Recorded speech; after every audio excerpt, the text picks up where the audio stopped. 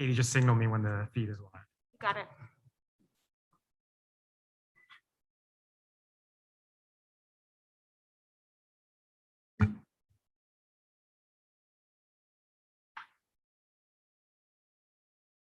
Katie, just signal me when the feed is live.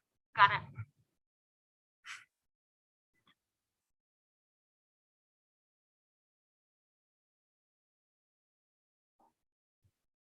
We're now live. Okay, great. Katie, can you please start us off with roll call? Yes. Mr. Badger, Here. Mr. Bleefeld, I'm here. Mr. Frank, Here. Mrs. Ginsburg, Here. Mrs. Hingham. Here. Ms. Kayakis. Here. Mr. Stoloff, Here. Mrs. Walsh. Here. Mr. Antonio.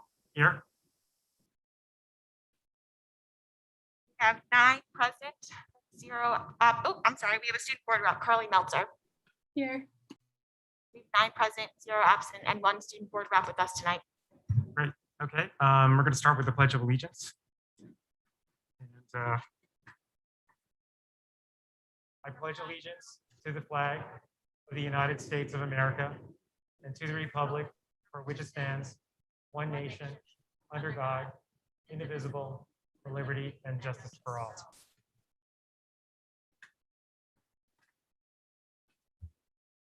I'd like to welcome everyone to the August 23rd, 2021 public meeting of the Wissahickon School District's Board of Directors.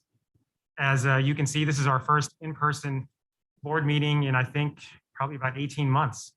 So it's good to see many of you in person, and I'm glad that we've retained the ability for the public to continue to participate virtually via Zoom. Tonight is our only board meeting in August, and so the board will review action items and then vote on them this evening.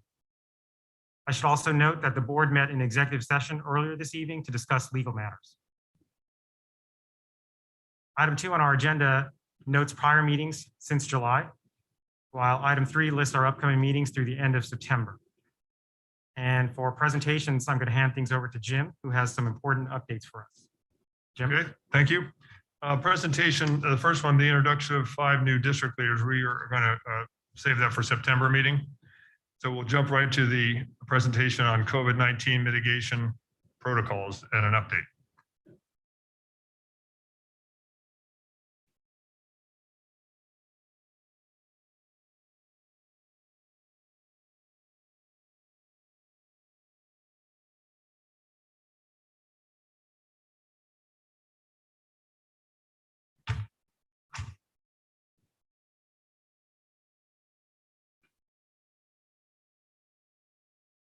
Hey, can you get this started anyway?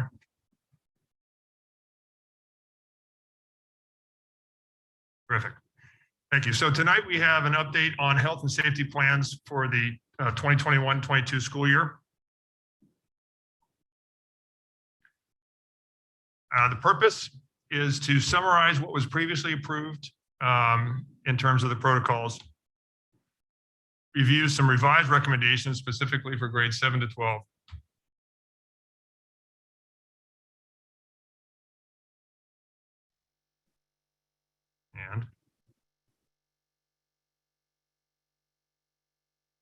And review a proposed new staff vaccine program. So the previously approved protocols, we had a safety plan that was approved on July 19th. That was a fully Zoom meeting. It was following a state prescribed template. It's on our website if anyone was interested. As you may recall, we had at that time masking required in grades K to 6, and it was not at that time required in grades 7 to 12. The instructional plan was also approved at that meeting. As you know, we're trying as best we can to emphasize in-person learning. So our options are in-person 5 days or virtual. In the virtual this year is through the Wissahickon Virtual Academy. We do not have a hybrid option this year. Both of those things, both those plans were informed by the survey results the survey was carried out in late June, and also from CDC and Montgomery County Office of Public Health recommendations. And I think it's important to remember that throughout this whole thing, our goal, the overriding goal, above everything else was to have in-person learning for as many students as possible.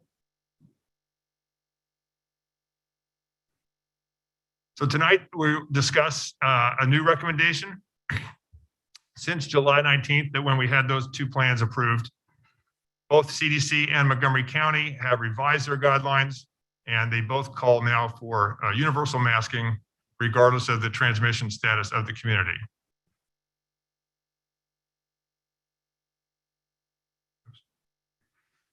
Much of that had to do with the Delta variant, and also across the medical profession ranks, including both those organizations. And the revised guidelines from Montgomery County Office of Public Health put a premium on masks.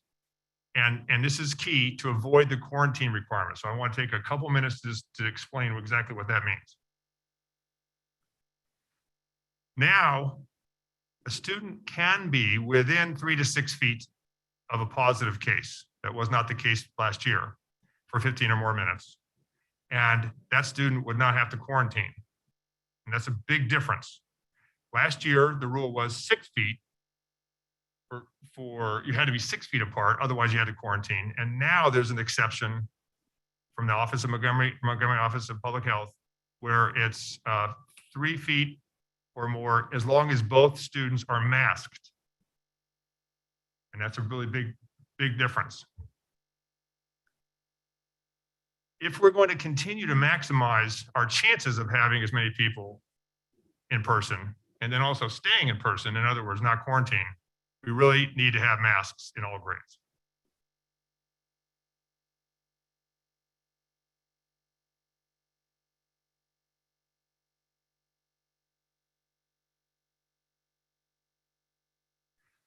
So the new recommendation is to require masking of all students and staff in grades K to 12. Originally, as we discussed, it was only K to 6, and that was based on the fact that students in those grades were not old enough yet to get the vaccine, should they wanted it at that time. And also, back then, the recommendations were prior to these new concerns about the Delta variant coming out from both CDC and Office of Public Health recommendations had changed since then.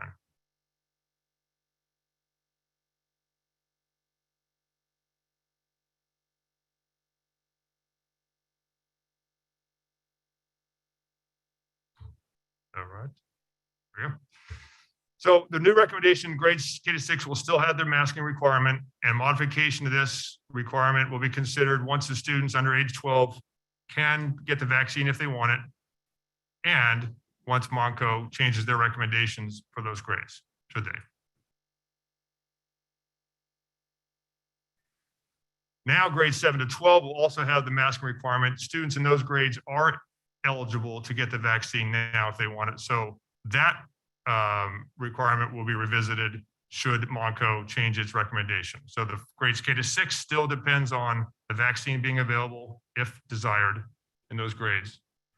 7 to 12 depends on only the recommendations from Monco.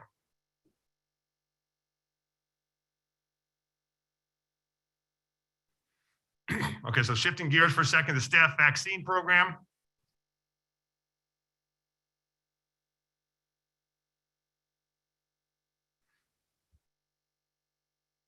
The district does believe in the vital role that vaccines play. We know we can't require this COVID vaccine, and we're not requiring this. And the staff vaccine program is not a requirement for staff members to get the vaccine if they don't want. We've hosted student vaccine clinics for those students able to get it old enough, and we hope to do that so in the future once the vaccine is approved for younger. Again, of course, totally optional. We did participate back in March in the countywide program to make the vaccine available to all employees, of course, on a optional basis.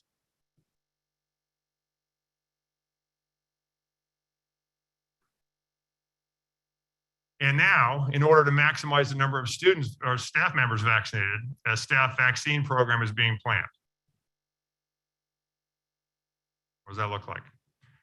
We're surveying people now as to their vaccine status. They don't have to tell us if they don't want to. If they choose not to, then we'll just assume they're not vaccinated. That vaccine or that survey closes Friday at noon.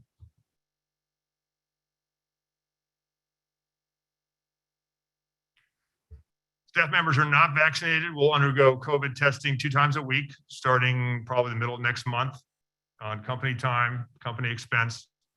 And we're working in partnership with our local teachers union, the WEA. They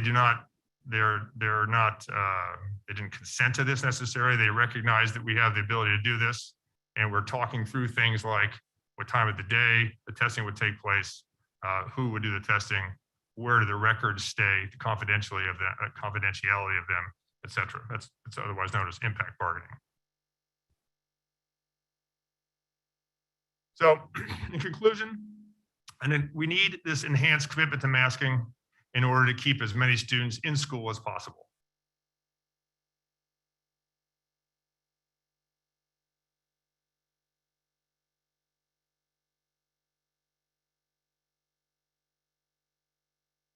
And an enhanced commitment to vaccines for as many students and staff as possible also keeps or increases our chances for in-person teaching and learning. Remember, that's the overriding goal of all of this.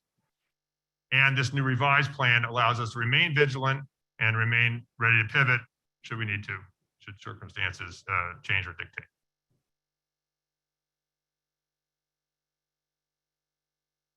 That's the end of the conclusion or the presentation. If anyone, board members have questions. Thanks, Jim. So I assume board members have lots of questions, so maybe we will go in order. I'll start over there on the far right-hand side with Zephy. Do you have any questions for Jim? I have a few. So we didn't talk about quarantining. What new parameters are we looking at with quarantining now versus what we did last year or what we were looking at earlier this summer? Okay, so that's a key piece, and that's that new change, that student exemption that is in the Montgomery County Office of Public Health guidelines, which is if 2 students are 3 feet or more apart and both are masked, then there will not need to be a quarantine if one of the students is positive and one is, within contact. That's not considered to be close contact. Less than 3 feet for 15 minutes or more, or if one of the 2 students are not masked, would require quarantine of the close contact. Great. Okay. And then if there's a positive case in a classroom, are we going to notify the entire classroom or just those affected? We haven't finalized just yet exactly how the communication will be this year. We want to communicate as much as possible. We want to make sure that in so doing, we don't compromise anyone's medical privacy. It's possible that we will be able to notify the entire class, much like we do for other contagious diseases. We will not be doing the rolling 14-day thing we did last year. We will notify everyone in the school probably once a week of the total school's status. I think we can do per class. We just want to make sure we protect privacy before we commit to that. I mean, we do it for a lot of other cases, so. I think it's possible, yeah. I think there's probably a way we can consider that, I agree. especially if there's someone in the family who might have compromised health issues. agree. And should be informed. Okay, and then I was a little confused with the recommendations. So K through 6, the recommendation may change after the vaccine becomes available and Bronco changes their position. Right. We've committed to K-6 families that will have masking required as long as the students are too young to get the vaccine if they want it. So that was already approved through. So we were just assuming it would be the end of the year, December. But I'm thinking maybe January. Got it. Okay, but we're not requiring anybody to, there's no survey of of students. So we're not going to actually know who's vaccinated or not. It's- Correct. No, that's exactly right. None of these protocols are predicated on student vaccine status. I will say, however, that the quarantine rules from Montgomery County Office of Public Health do also carve out anybody who has been vaccinated. They do not have to quarantine unless they also show symptoms. Got it. But that doesn't apply, obviously, just yet to K to 6. Right. So in that case, though, however, just to follow up, we would not survey students. We would, in the course of contact tracing, we would ascertain privately if the student had been quarantined or had been vaccinated. If the answer is yes, and they're feeling fine, then they're actually that second carve out. They do not have to quarantine. That's a little tricky because Yes, with it is. PHI, you can't actually share that Well, information. right. So that's the contact tracing would be done very confidentially, privately by our nurses and principals, and no one would know the outcome. And last question, I promise, I know I'm hijacking time.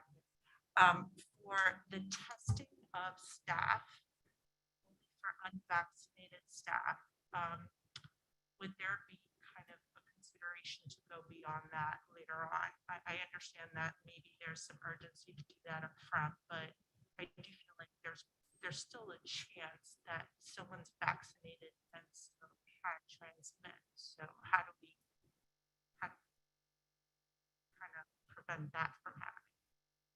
I don't think we'll be able to prevent that from Well, happening. prevent that, I like, think we'll be able to perhaps, Evaluate. yeah, evaluate. I like that word, get some more information. At this time, we don't have plans for that, but we definitely have the ability to move towards that.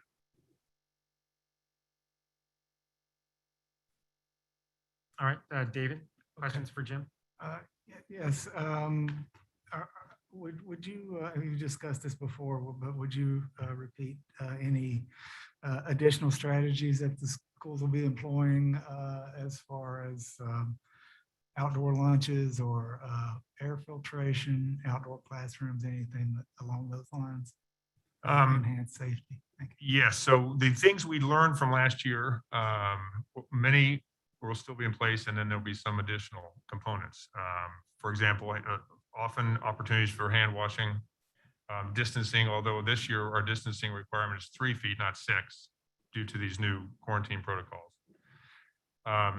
We do still have we encourage as much time outdoors as possible.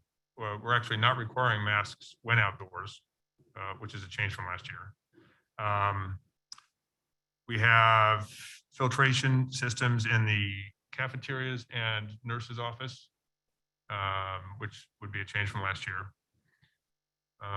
We still have distancing as much as possible on buses. I will admit that that's a challenge because of the environment, but we need to know who's sitting where.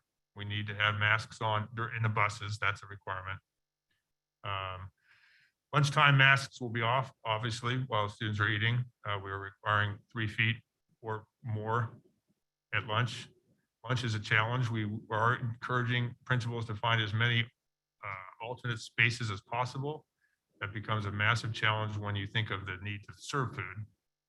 If this was a brown bag option or opportunity, that would be different.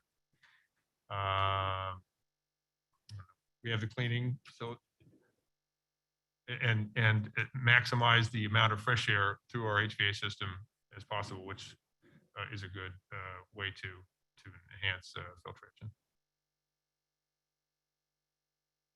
Thank you. That's all for me. We'll go to Ron, and then after Ron, we'll get someone on Zoom. Amy, you'll be up with questions after Ron. Yeah, I think you've pretty well covered the questions I had. And I want to thank you for your diligence.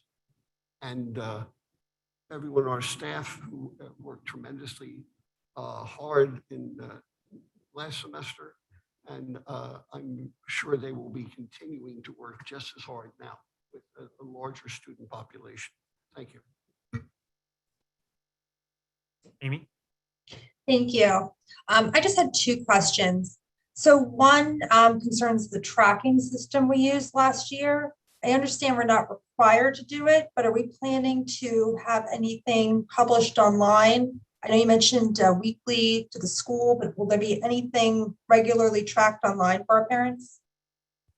Yes, the same information that goes out weekly to each school set of parents will be online. It just won't be that very confusing 14-day rolling thing. Okay, good. So it'll be easier to understand this year, hopefully.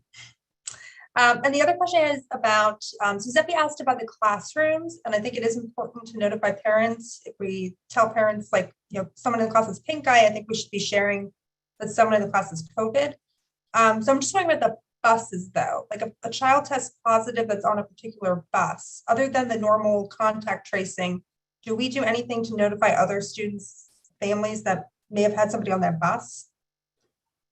To this point, we have not, because the contact tracing takes care of anyone who last year was within 6 feet of the student.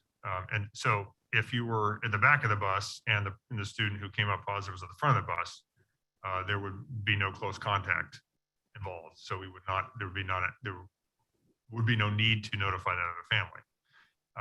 I suppose the bus could be considered the same as a class. We could do that. We'd have to know who was on. I don't want the notifications to take precedent over the contact tracing. That's another one of my hesitations here. I think the contact tracing is primary, and then these notifications can take place and should and will. I just want us to prioritize the contact tracing first. Sure. Okay, thank you.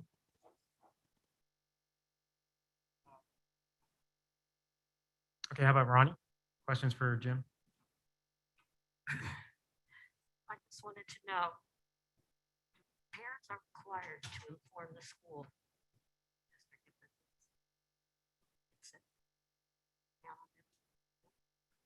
Parents are asked as nicely as we can to let us know, yes.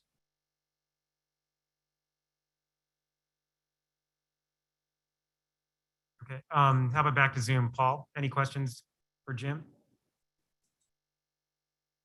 Most of the questions have been asked, but I did have two. Just a follow-up on the HEPA filters. It sounded like you said the final decision is that they will be in common areas and cafeterias. Have they been ruled out officially for the classrooms?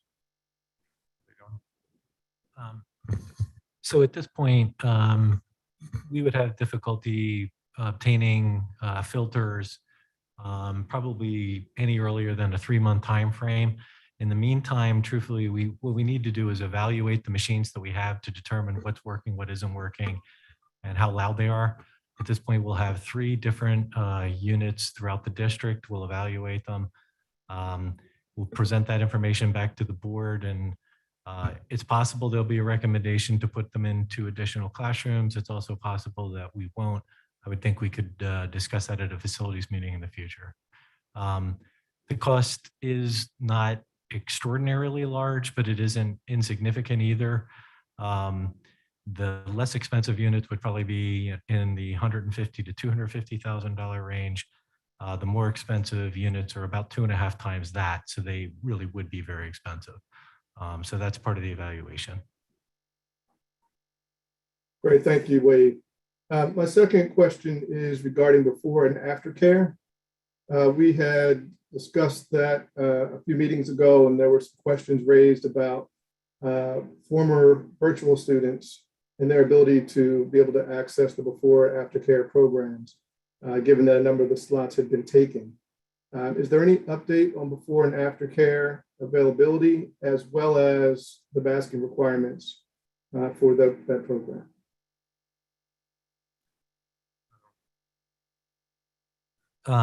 So Dr. Dewan and I met with the YMCA, and then I had some subsequent meetings as well with the principals. I think actually there were principals involved at the first meeting as well. And the goal was to clear as much of the original waiting list as possible. And it is my belief that they were able to clear the waiting list. So at this point in time, I'm not sure if there is a new waiting list or not, but we were able to clear the list. And we do have a hope that we would be able to provide quite a considerable increase for the YMCA program than was last year. As to masking, I suspect that they will have masking and the same rules that we have. Great, thanks again, Woody. That's all I had, Joe. Okay, thanks, Paul. Tracy? Yes, thank you. So I know that when we were talking about the HEPA filters, you had mentioned the lunchrooms. Are we talking about the gymnasium as well, since there are large common areas? So in some locations, they end up being a backup for the cafeteria and are used. And in those cases, we would have filters. I think we're able to do that now, but we have ordered additional filters, so they might not be there the first few days. If it is solely a gymnasium used just as a gymnasium, we at this point do not have filters. Are we planning, I guess because it's indoors, none of the kids would be unmasked in the gymnasiums? That was the thinking. I think I would still want to look at getting them for the gymnasiums because you have a lot more students gathered maybe that are closer than the 3 feet. So I think that's something that we should think about. And then my other question is, I know when a child is home now, well, pre-COVID, if they had a fever, they were not to come in until they were, whatever it was, 24 or 48, I think it was 24 hours, fever free with no medicine. How exactly are we handling something like that? If a child is home with a fever, are we then requesting them to show proof that they don't have COVID? What are we doing there? Yeah, there's a whole flow chart on that I don't have memorized off my head, but the nurses do. And I'll get either the link out to that or a lay version of it to everyone. Okay, thank you. Okay, next up, we'll go to Marshall and then back to Carly on Zoom to wrap up the questions. Marshall? Thank you, Joe. I know you touched on this earlier regarding use of alternative measures, outdoors, things like that. In order to maximize the ability to get a break from the masks, is there, for lack of a better term, a way to mandate or ensure that our kids get more time outside or more time where they can take a break from it to alleviate any issues that they may have as a result, whether it is ensuring that during the warm months coming up, they're outdoors for lunch, gym is outside, maybe classes can be outside. Can we do that to ensure that takes place and maybe we alleviate some of the concern in that regard? I would hesitate to say mandate, but I would say that strongly encourage. I don't know, Dr. Dewan, what do you sense from your principal experience days? Definitely, principals are strongly encouraging teachers to take their classes outside as much as possible. In my experience in the buildings in the few months that I was here in the spring, as I went around from building to building, every building I attended, if the weather was good, there were classes outside. Engaged in instruction with their materials. So that definitely is something that I have seen happening, and I know the principals are continuing to encourage as much as possible. With regard to the mask mandate that you're proposing, I presume all legal exemptions remain in place? By legal exemptions, meaning Religious, health, things like yes, that? yes. Finally, do we have any type of statistics from our own health or nursing departments since the staff and the students were all masked last year? Do we have any type of statistic or any information to know if there were negative impacts from whatever restrictions were in place, such as having masks on all the time? Did we have an uptick of kids coming in with either breathing problems, any type of physical or emotional issues that we saw at the district level in that regard to keep track of any effects that there may be? We do not have any data on that would link anything to mask wearing. I mean, we have data on how many students were out ill or how many students felt the need to visit the guidance counselor or things of that nature, but there would be no way to attribute it to one factor or another. But in that regard, then our nursing staff is not presented to any of the staff in the schools at the administration that there is an uptick in any type of issue or concern or problem. Do we have anything in that regard? We certainly have data on how many people or students come to visit them, how many students are out sick, how many students present, say, at the guidance counselor with concern, anxiety, or something. We would have no way of linking it to a factor.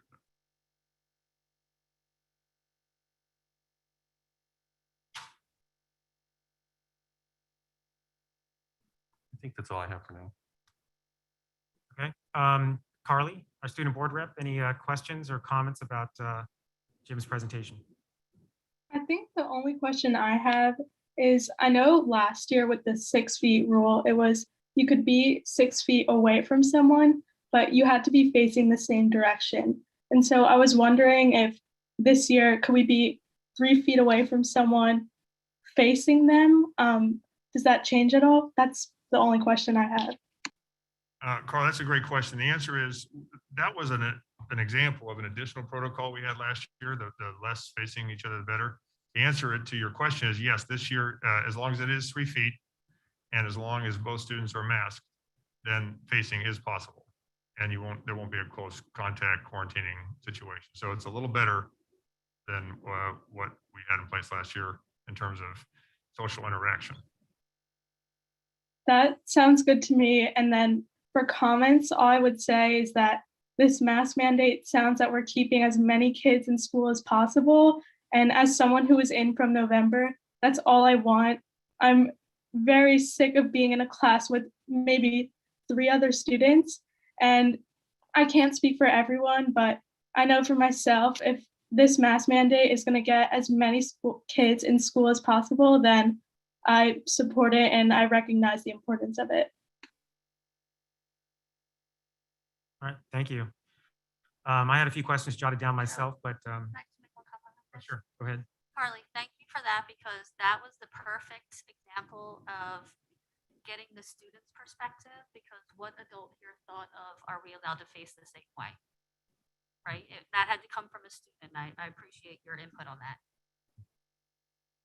Thank you. I know I was in for a long time. Being in school in person was something that I valued because I'm not a virtual learner. I wasn't good with the learning over Microsoft Teams. So the social aspect was better being in school, but it was still hard, especially because in the auditorium for lunch, for example, I couldn't sit with my friends. We were 6 feet apart, facing the same direction. And so in that aspect, it was still difficult. But from what I'm hearing, this mask mandate sounds that I'll be able to see people, face them. And so from my perspective as a student, that's all I want in this school year. It's kind of all I could ask for. And so I'm happy to provide any student perspective that I can. Thanks, Carly. And as I was stating earlier, I had a few questions jotted down, but they were all covered by my fellow board members. So if there are no other questions. Joe, I have a quick question. I'm sorry. It's not so much a question, but a comment, and it doesn't have to do with the presentation. But when everyone is speaking, if you could just make sure to speak directly into your microphones, just for the benefit of those on Zoom, so that everyone can hear you. Because some people were turning their faces and it was hard to hear you when you were speaking. Okay, thanks, Amy. So board members, as you know, we are going to vote on the health and safety plan update, as well as the staff vaccination program a little bit later. But prior to our vote, we're going to go into our first public comment period. And this is where we'll hear comments on agenda items only. And I suspect I know which agenda item will be spoken about the most. Now, I know that the health and safety plan update is a hot topic for tonight. So although we normally have a maximum of 5 speakers on a given topic, I'm going to be relaxing the maximum number of speakers for tonight, but I'm going to cap the first public comment period at 30 minutes in total. And we're going to alternate first with in-person speaker and then a speaker on Zoom, if there are any, and alternate back and forth for 30 minutes.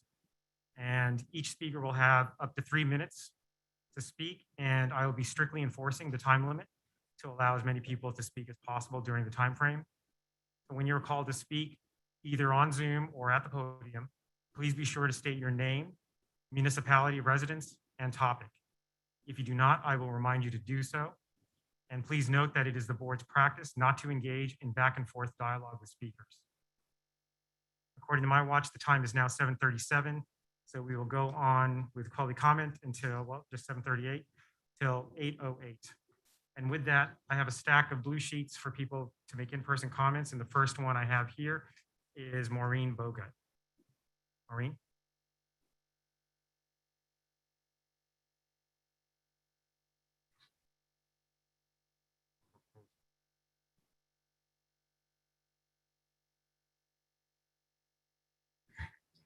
I'm gonna take this off to talk.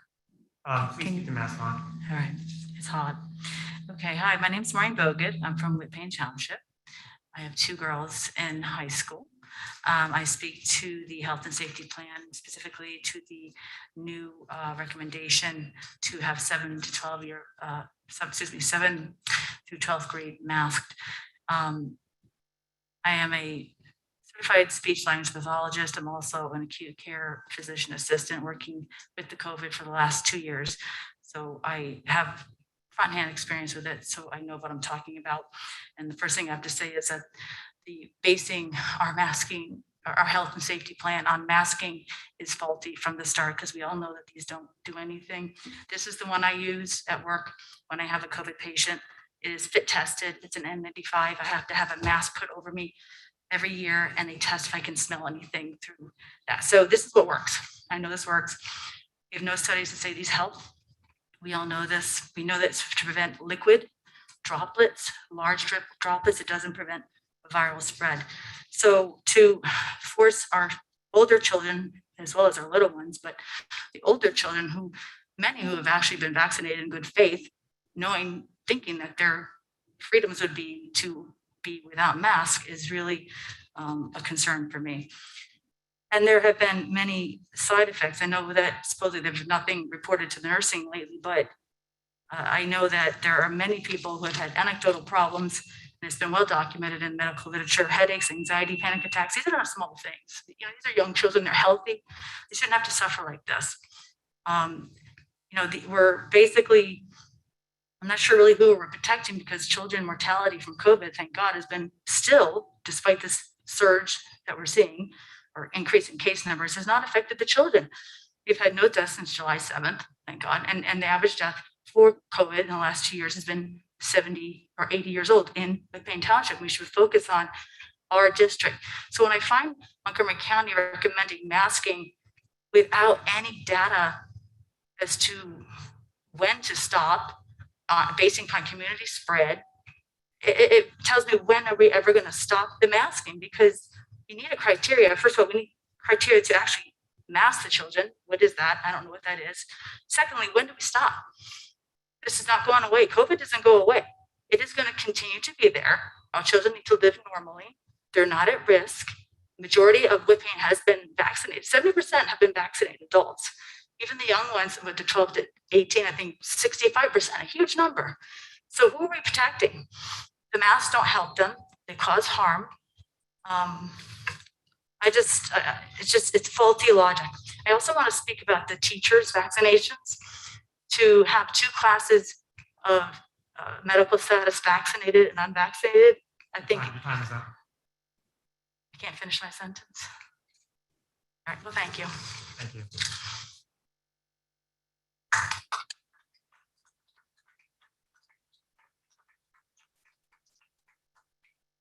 Do you have any speakers on Zoom? Yes, we have a few hands. Katie, can you go to the first speaker? We have Christine.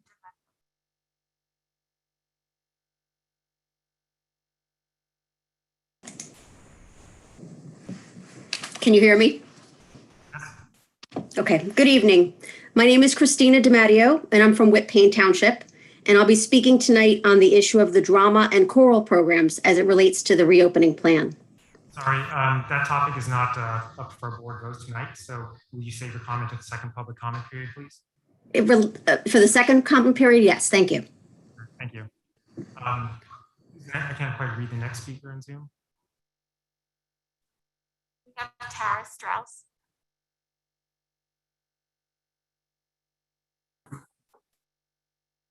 Hello, Uh, can are you start. ready for me? Yep. Yes, okay. My name is Tara Strauss, and I'm a fifth grade teacher at Shady Grove. I'm here tonight representing many staff members, parents, and community members that are concerned about the proposal to test unvaccinated staff members twice a week. And we fear that it will tear our school community apart at the exact time that we need to be pulling together to face another challenging school year. We recognize that this proposal is put forth with good intentions, wanting to protect everyone from contracting COVID and the Delta variant. However, according to the CDC website, asymptomatic infections among vaccinated people will also occur. For this reason alone, we should be testing every employee or none at all. Part of the district's plan is to have staff members monitor the twice weekly testing. And I wonder, how will the location and presence of a staff member not lead to water cooler conversations? How will students not become aware of their teacher's vaccination status? And community members, how will they handle the news? Are we prepared to deal with the fallout? Another thing to consider is that the rapid test being used has the potential to generate numerous false positives due to the fact that the PCR test has been deemed unreliable, according to the FDA's announcement in July. This will create numerous teacher absences and interruptions to the education of our students at a time when we're trying to fill the gaps in instruction caused by shutdowns of the previous 2 school years. This doesn't seem right. The theme for the Shady Grove school year is literally unconditional belonging, or you belong.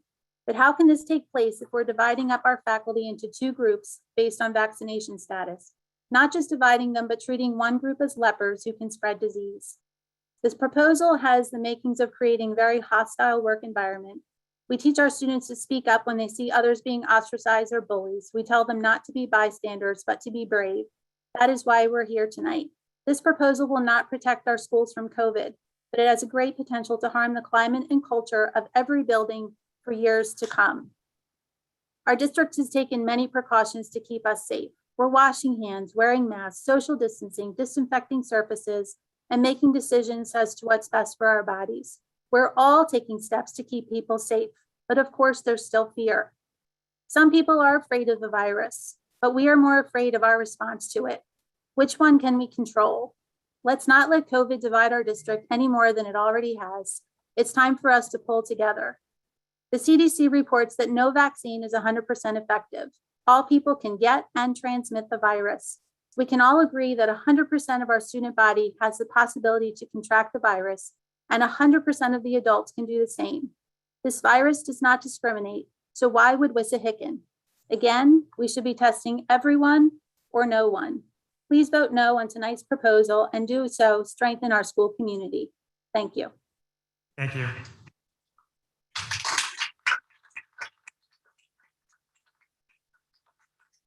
next speaker is in person, and it's Patty Cobley.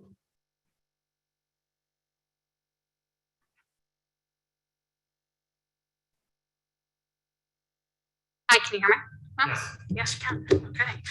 Hi, I'm Patty Cobley. I'm in Whitpain Township. I have 2 kids enrolled in district schools this year and a preschooler going to the Wissahickon Early Learning Lab.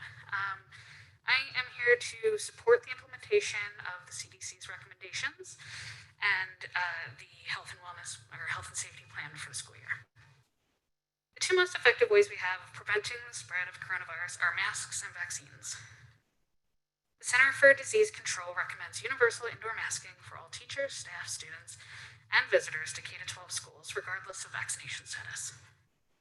Not everyone is going to agree with the expanded mask guidelines, but before mask mandates, drivers protested seatbelt laws, and motorcycle riders protested helmet laws.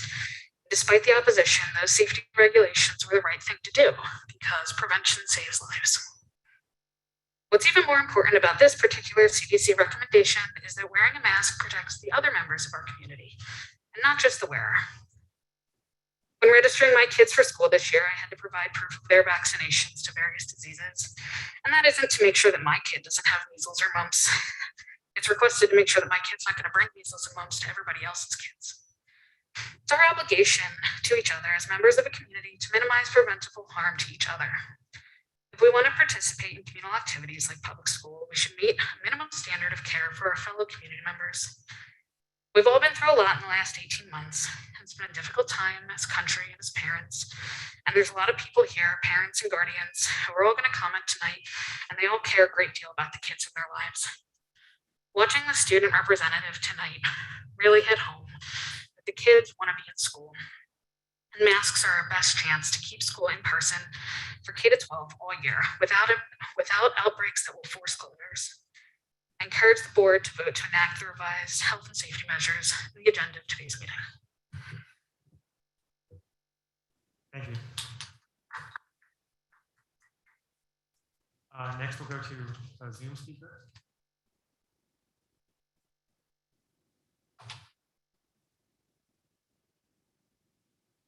Katie, I can't quite read the name. We have Kara Frederick.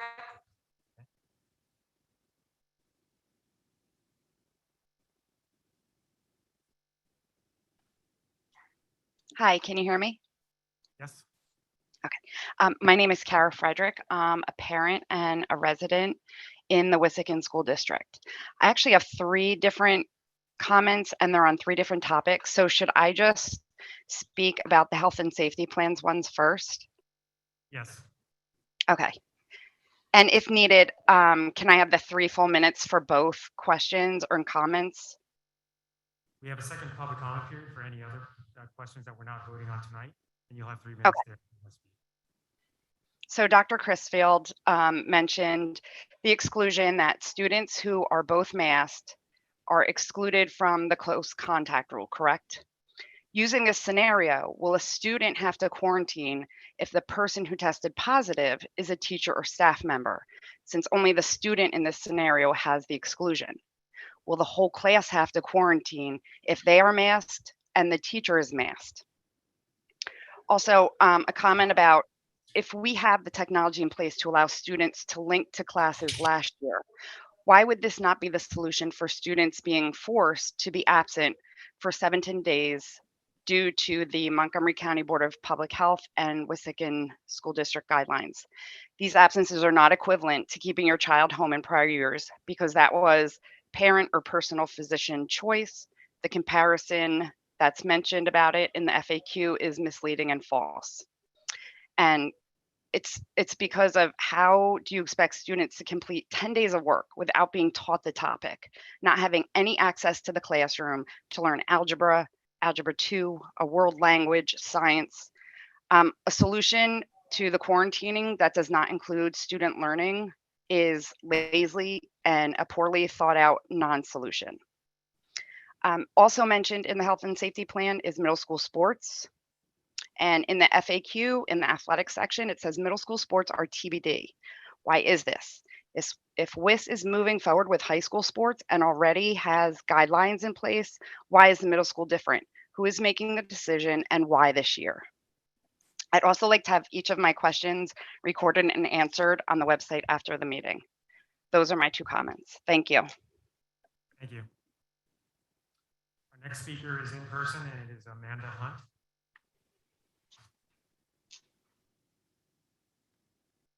Hi, my name is Amanda Hines. I'm from Whitpain Township, and my topic is masking at the elementary level. Good evening. I know that there has been much tension within our community, as well as communities around the nation, regarding COVID-19 mitigation in schools. Some feel the risks of contracting and spreading COVID-19 outweigh any negative effects of our mitigation efforts.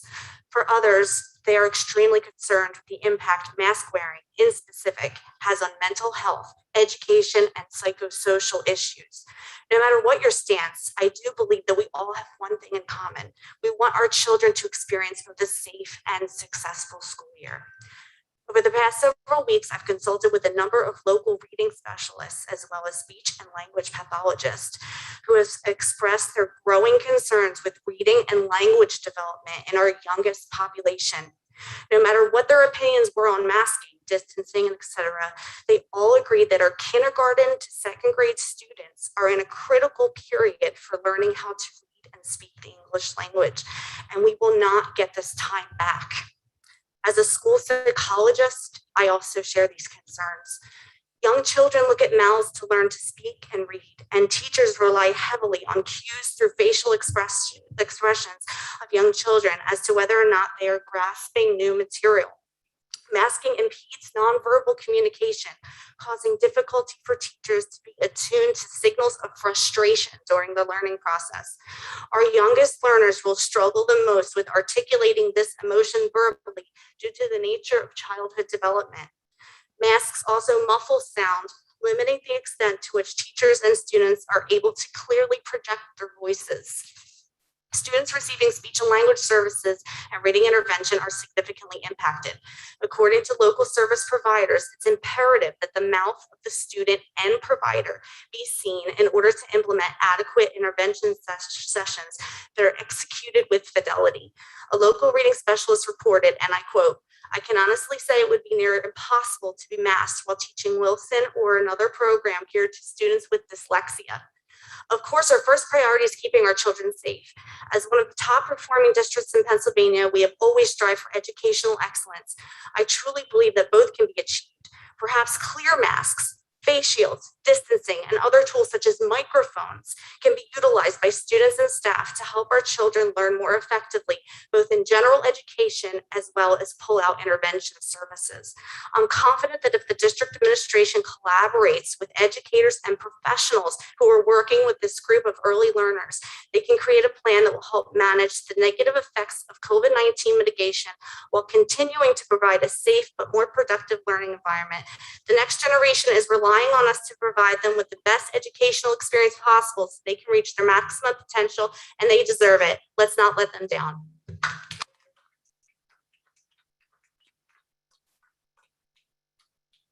take our next speaker from Zoom. If there are any hands raised.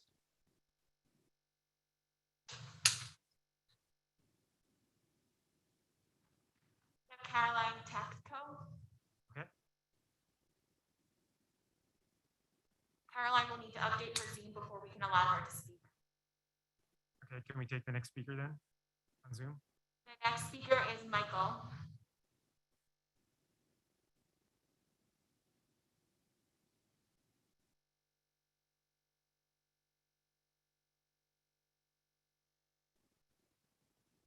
Michael will need to unmute himself.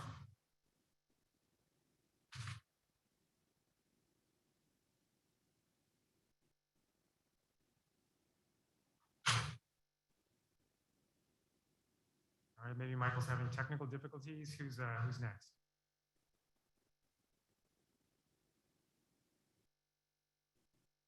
Next, we have Rosetta. Okay. Can you guys hear me okay? Yes. Hi, my name is Rosetta Chiavacci and I'm from Ambler Borough. I've been a pediatric nurse for 40 years at Children's Hospital of Philadelphia. And first, I would like to thank the administration and the board for recommending a back-to-school safety plan that includes masking for all students. Currently, Montgomery County is considered in a high rate of COVID spread. This is actually the fourth surge of this virus, and the Delta variant is much more contagious than the original. And even though children are at a lower risk to be infected and get serious illness and die, it is not zero, and they can be carriers. This variant spreads much faster and puts at risk children with underlying medical problems and elderly adults in the community. Multi-layer cloth masks help reduce transmission of virus from an infected person. Masks can block 50 to 70% of fine droplets and particles and can slow down particles that were not captured. Cloth masks also reduce the wearer's exposure to infectious droplets by filtering fine droplets and particles.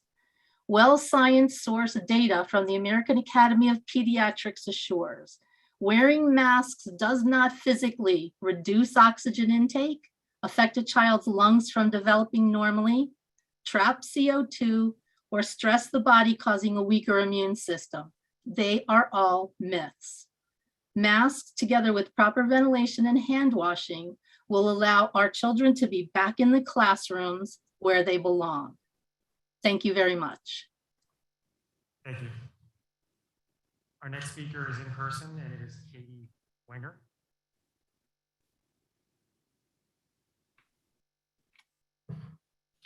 My name is Katie Wenger, and I am a resident of Whitpain Township. I'm also a current school district parent. This is a time that has been difficult for all parents and all people. I believe that we are trying to make the best decisions that we can for our children.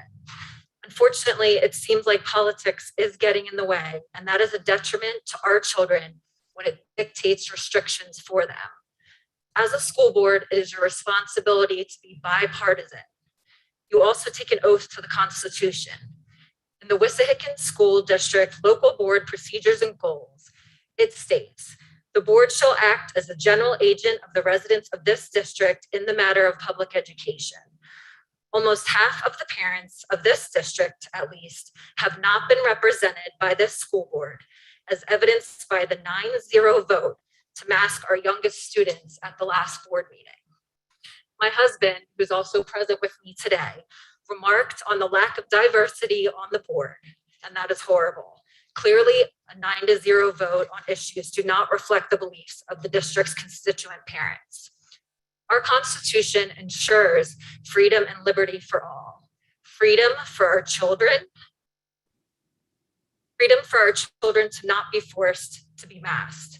Freedom for parents to make the decision for their own children whether to mask and whether to vaccinate with a vaccine that is still in the experimental phase. The National Center for Biotechnology Information and the National Institute of Health published a study.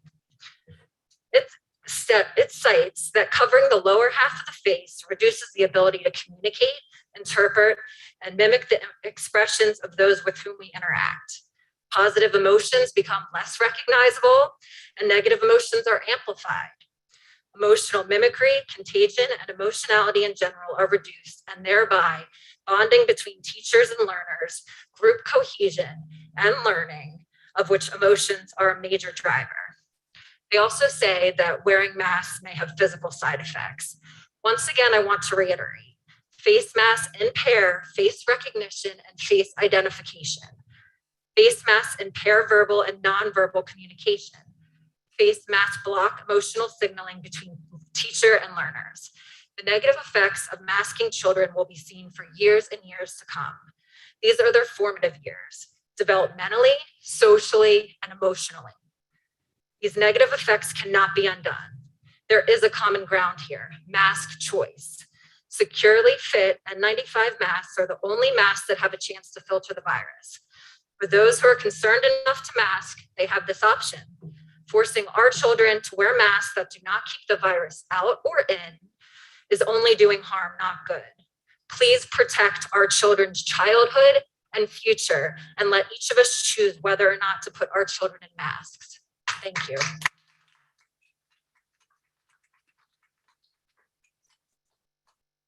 Take the next speaker from Zoom.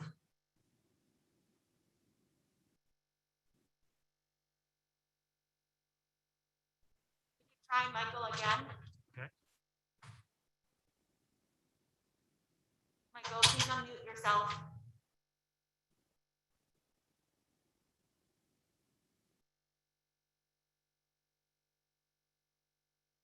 All right, let's go to the next one. Jamie Erfel. Hi, this is Jamie Erfel from Whitpain Township. Hi. Can you hear me? Yes. Great, thank you. I'm here to speak about the health and safety plan. I've already spoken at a couple school board meetings about how I personally feel about masking and mandates and forcing anyone to do anything, but it doesn't really matter. What I'm concerned about now is that we have a community divided. We, 2 years ago, were a community and we were so united. Everyone loved each other. Parents, we were all on the same ground. We cared about our kids first, and nothing's changed there. We still care about our kids first. What's the problem is There is no attempt to find a common ground. At 2 school board meetings ago, when Dr. Crisfeld spoke and said, let's find a common ground, that's just as important as getting the kids back in school, I thought, okay, this is great. We can do this. You know, we've got parents on both sides of the issues. Surely we can find a middle ground and everyone can be somewhat happy. But that was never brought up again. That was never addressed. It's almost like he said that to sound good and then it like disappeared and we never even talked about it again. I don't know if any of you have been on the Facebook pages for our school district, but it's appalling. You have parents fighting parents, yelling at each other. There's no attempt to understand each other. And it's just as much the board and Crisfeld's fault as it is ours, because we have no leadership guiding us. There is no common ground, even though there is a common ground. And I'm sure that we could find one if we only had an opportunity to try.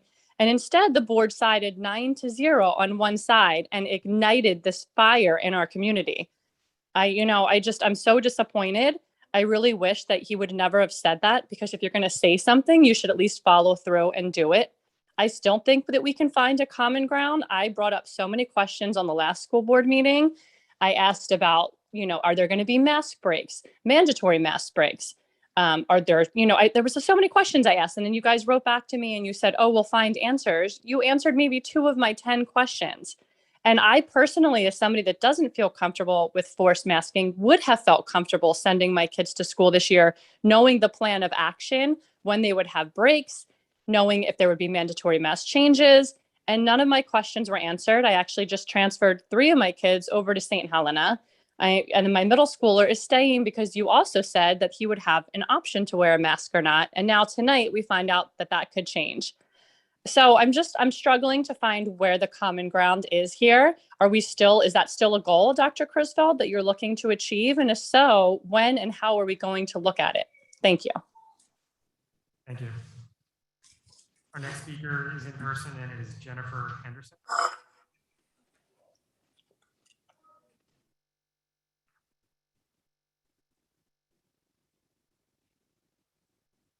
Good evening, everyone. My name is Jennifer Henderson. I'm from Amber Borough.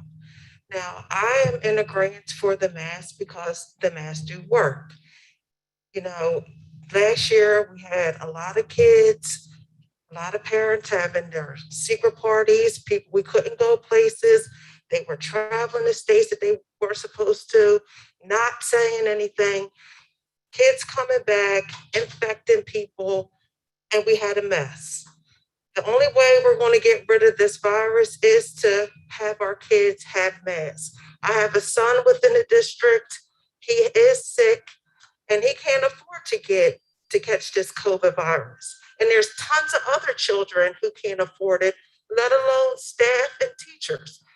Why don't everyone stop being selfish and let's just look at what we have to do here, and we have to defeat this virus. In order to defeat it, we need vaccines, we need masks. So I hope that this board approves the mask mandate.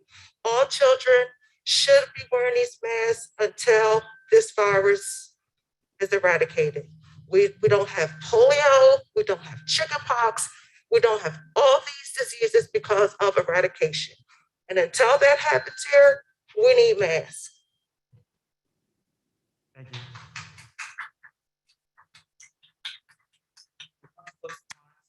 One more speaker from Zoom. Let's try my phone one last time.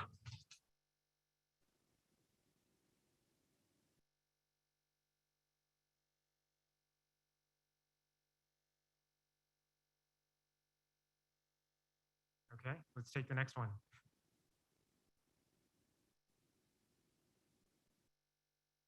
We have Neil Roper. Okay.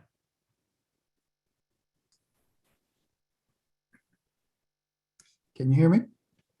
Yes, we can hear you. Okay, thank you. My name is Neil Roper. I'm the parent of a student at Wissahickon High School in Ambler. I'd like to support the health and safety plan and its recommendation for masking for students, faculty, and staff. I'd like to commend the board for following the recommendations of the CDC and the Montgomery County Department of Health. It is a valid recommendation, and it is good that you are going to follow it. I don't doubt that as this virus continues to evolve and change, that new guidance will be handed down by national and state medical authorities. That is the nature of science. That is the nature of an evolving threat. That said, it's important that we all concentrate on the greatest good for the greatest number of people, including the children that go to school.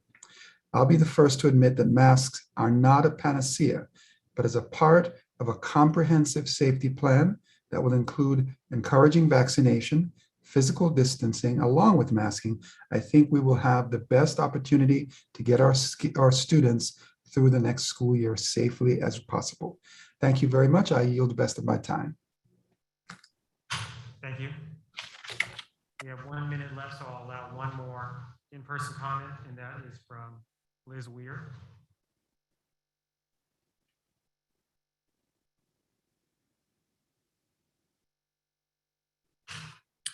Hi, I'm Liz Weir. I'm in Lower Gwinnett Township. I have children in both middle and high school, and I'm here to talk about masks. I believe it is the responsibility of this board to represent all voices in this community, and to do that, you should be voting for choice and not mandates. I'm under no illusion that what we say here will impact your vote. I'm here to wake up as many other parents as I can who are sitting on the sidelines, who don't like what is happening, but who believe that by complying, it will end. To those of you, I want to say it won't end until we say enough. And I am here to say enough. You all promised last year you would follow the science, but you haven't. You followed the CDC, an unelected body that has no governing authority and has been wrong at every single turn. Did any of you research what they based their recommendation on? It was actually done with dummies and aerosol cans. That's their recommendation for the masks. If you are just blindly following them, what do we need you for? We can just put the CDC in charge. It's a myth that masks prevent viruses from spreading. Masks are safety blankets and nothing more. The time-tested, peer-reviewed evidence is clear. Used in a community setting, they offer next to no protection against viruses. The virus particle is much too small to be stopped by a mask. A COVID particle is about 0.1 microns. Pore size in a surgical mask is 200 to 1,000 times that size. This is the equivalent of throwing sand at a chain link fence and thinking the fence is going to stop it. As soon as a mask is touched, it is no longer sterile. And once that happens, you're actually at a higher risk of illness from the mask than if you didn't wear one at all. Not to mention, these masks are being shoved in backpacks, used as napkins, tissues dropped on the ground. Have you been to one of the elementary schools? Does that feel like protection? Or does it feel like we're strapping a petri dish onto our children's faces in the name of safety? As it is your policy to not respond or engage, I'd like to put some questions on the record. Because masks have not been proven to stop the spread of viruses, their use was only authorized under the EAU. Any EAU authorized device, such as a mask, requires explicit informed consent. Should you approve this rule, will you be providing that informed consent? If not, why not? Will you be providing the peer-reviewed scientific data you are using to establish this rule? If not, why not? We haven't heard a shred of scientific data from this board or the county health department, and that's who you're following. The 9 of you in our administration seem to have lost the script. So let me remind you of something. The board answers to the community. Your time is up. We, the people, are done.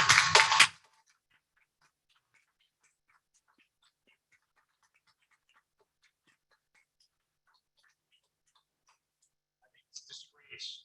The board is not allowing more public comment. Topic as critical as this for our children. You can bang that hammer all you want. I'm sorry. You won't work for us. Please put your mask back on and sit down. You work for this building.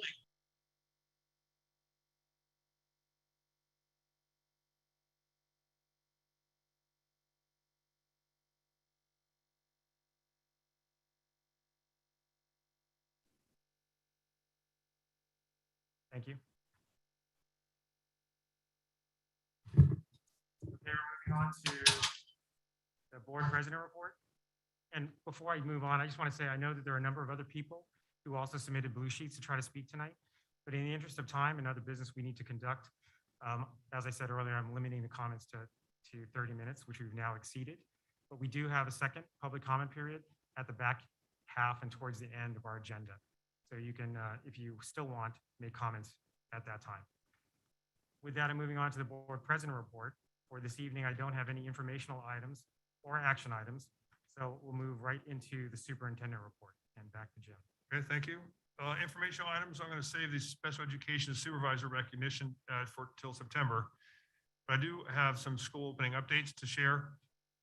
As parents, or at least parents of younger students anyway, were keenly aware of today, we opened up the Infinite Campus portal in terms of who has which teacher, and always a fun day. And we have the opening of school 1 week from today, where all this is what we're doing comes to fruition, and the students and staff are back. We've had our new staff in last week for some onboarding, and Dr. Dewan will speak to that a little bit later. But this week, starting tomorrow, we have all of our staff back for our annual beginning of school in service. So those are the informational items. The two action items that are up for a vote tonight include 7B1, which is the amendment to the district's health and safety plan, which we've been discussing at length tonight. And the second is the approval of the resolution to establish the vaccine program for staff. That one has a document 7-1. If I could please, a motion to approve. You want to split them out? So moved. Well, Jim, I'd recommend we split these items into two individual votes. Sure, happy to do that. So in which case, ask please for a motion to approve agenda item 7B1. So moved. The motion has been moved and seconded. Any additional questions, comments, or discussion? Okay, Katie, can I ask for a roll call vote, please? Yes. Mr. Badger, Yes. Mr. Bliefeld, Yeah. Mr. Frank, Yes. Mrs. Ginsburg, Yes. Mrs. Heeman, Yes. Ms. Karianakis, yes. Mr. Stoloff, Yes. Mrs. Walsh, Yes. Mr. Antonio, Yes. 9 yes, 0 no. Motion passes. Thank you. Thank you. Then ask please for a motion to approve agenda item 7B2 per document 7-1. So moved. Second. The motion has been moved and seconded. Any additional questions, comments, or discussion? I wanted to make a comment. Sure. I don't know that I agree with this, with the fact of singling out teachers that aren't vaccinated to test. I don't know if there's a better way to do that, but I personally, I have a problem with that because as we've been finding out, people that are vaccinated can get. So I don't know. I don't know. I think that there's a better way that we should come up with that's maybe not just unvaccinated people that are getting tested. Any other comments? I also, I'm with Tracy, and there's also some elements of this that I don't necessarily agree with.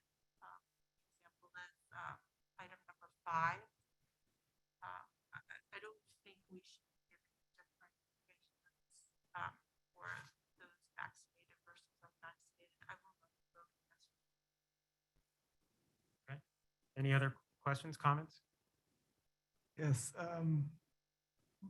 my take on this is a little different. I would see it as for those who can't or choose not to be vaccinated, regular testing provides an additional means of protection for those folks, which seems to me fairly convenient and not obtrusive. I don't see it as divisive. It seems like a way to try to make sure everybody's protected in the way that they choose. Jim, quick question. You've had discussions with the union president about the staff vaccination program, and what's been their stance on the vaccination program? They are aware of different positions in their union membership, so I don't believe they're too keen on taking an official stance publicly.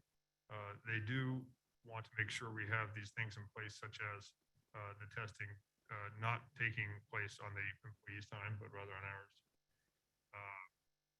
And that kind of impact bargaining, but I don't believe they'll have an official position one way or the other. Did I recall correctly that the national head of the National Education Alliance, of which our union is affiliated, came out and spoke in favor of staff vaccination requirements? Yes, both the national and the state levels of their organization have supported vaccine programs such as this, as has the American Federation of Teachers. They're not here, but I think locals have a little different circumstance in front of them because they have individual staff members who feel strongly with. Okay. Other comments or questions? I just was thinking, I know that we're talking about testing the unvaccinated teachers twice a week, so maybe look at testing vaccinated teachers once a week. I don't know. I just think that there's something that we can make a little bit more equal. Okay. Katie, can you conduct a roll call vote, please? Yes. Mr. Badger, I vote yes. Mr. Bleefeld, No. Mr. Frank, Yes. Mrs. Ginsburg, No. Mrs. Seaman, Yes. Ms. Kariakis, No. Mr. Stoloff, Yes. Mrs. Walsh, No. Mr. Antonio. Yes. 5 yes and 4 no. All right, motion passes. Thank you. All right, we're moving on then to the Assistant Superintendent report. Munyewe?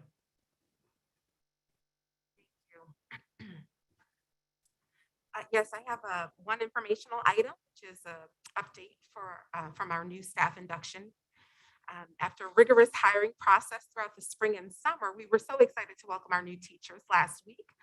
They attended 3 days of learning sessions on Wednesday, Thursday, and Friday. The induction programs for years 1, 2, and 3 have always been high quality here in Wissahickon School District. And this year, our programs have been redesigned to help establish a foundation of equity and cultural responsiveness with our new teachers in their first 3 years. So our year 3 inductees engaged in a book study led by our instructional coaches using the text Culturally Responsive Teaching in the Brain. Our year 2 inductees engaged in learning sessions with our instructional coaches that focused on differentiated instruction through a lens of equity and cultural responsiveness. And our year 1 inductees engaged in learning sessions led by administrators in various departments, including our new employee orientation with our HR department and an overview with our student services department. Our technology department reviewed technology tools that are used in our district, as well as technology resources to support curriculum and instruction. And lastly, Dr. Schmidt and I facilitated a session on culturally responsive teaching, followed by sessions led by our principals and assistant principals to introduce all of our year 1 teachers to the Danielson Supervision and Evaluation Framework using a lens of equity and cultural responsiveness. Just want to say special thanks to all of our administrators and instructional coaches who facilitated sessions over those 3 days. And a very special thank you to Dr. Schmidt, who's our Director of Teaching and Learning, for her tireless efforts with our high quality induction programs. Thank you. Thank you. Any questions or comments from Munyewe? All right, we're going to move on to the board solicitor report. I'm not sure if our solicitor, Jeff Sultanic, is on Zoom. He is. Oh, hey, Jeff. Hi, how are you?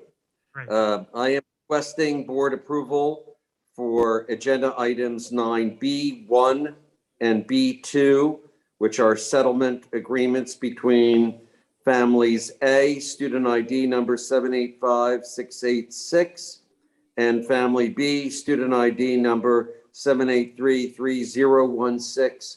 These items were reviewed in executive session as these are confidential special education settlement agreements. So a motion to that effect would be in order.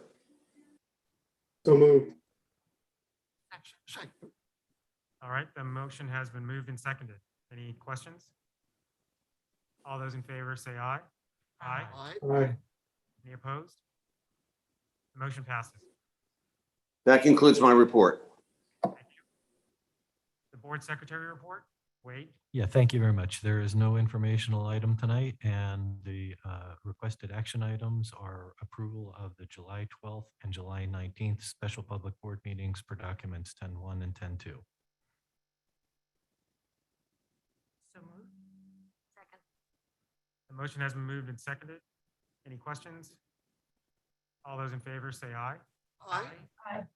Any opposed? The motion passes. Thank you. Wade, please continue with the treasurer report. Thank you. There's no informational item, and we request acceptance and minuting the treasurer's report for May 31st, June 30th, July 31st per document 11-1. So moved. The motion has been moved and seconded. Any questions? All those in favor say aye. Aye. Aye. Any opposed? Motion passes. Thank you. Okay, we're moving on to the Director of Human Resources report. Danielle? Hi, good evening. For tonight's HR report, there are no informational items. I am seeking approval for action items 12B1 through 12B7.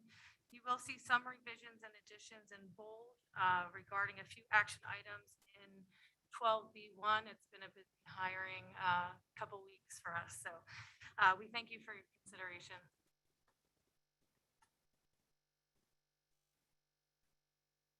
Okay, so Danielle, I'm sorry.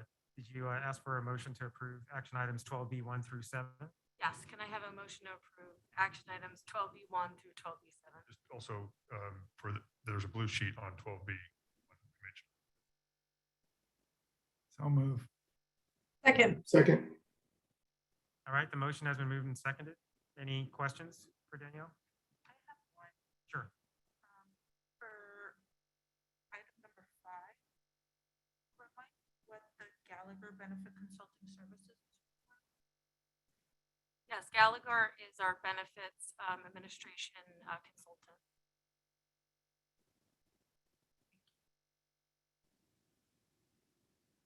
Any other questions?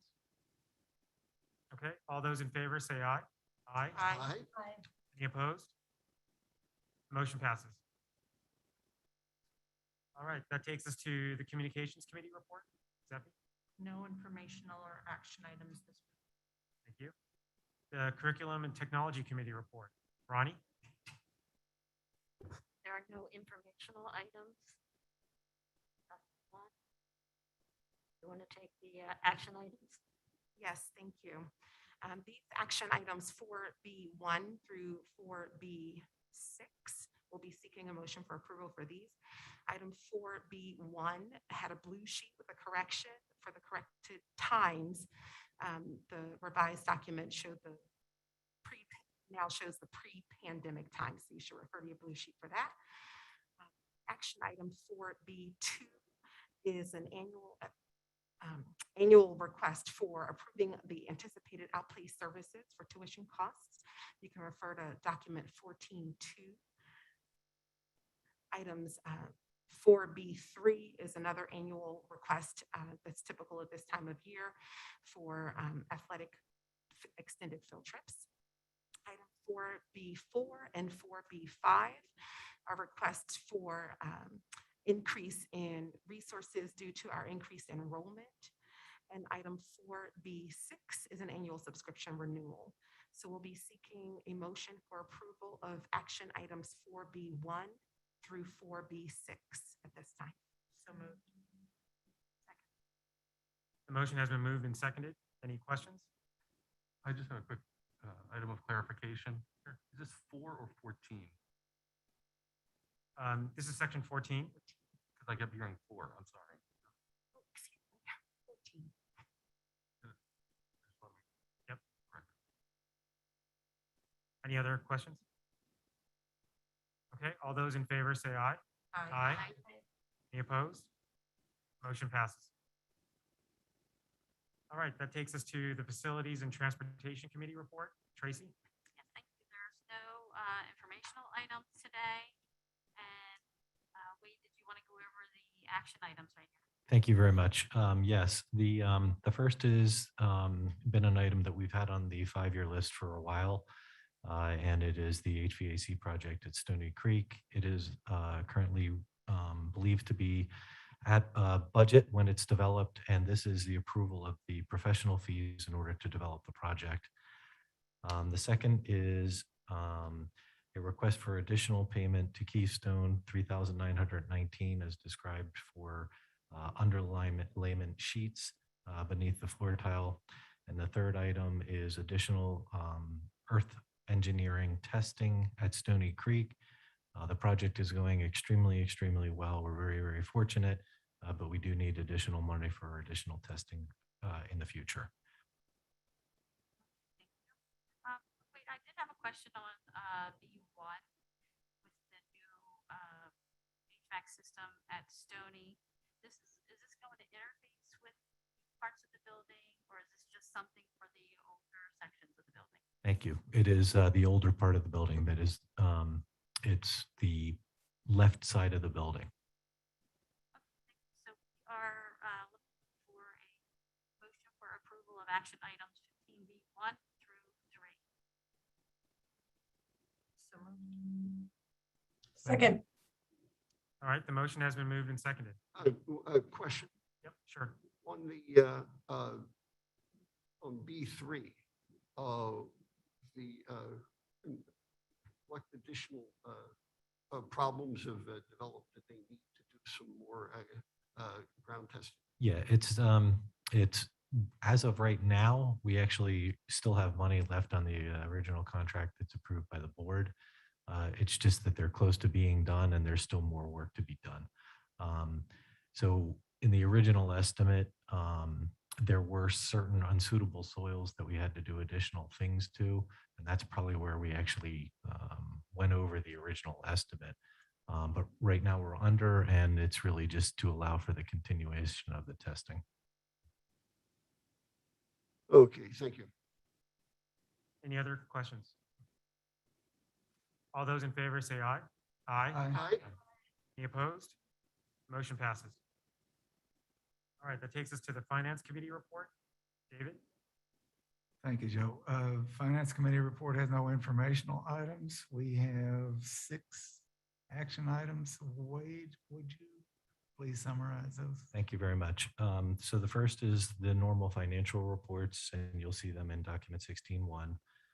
The second is the winter sports bids that we do annually, and that's provided in 16.2.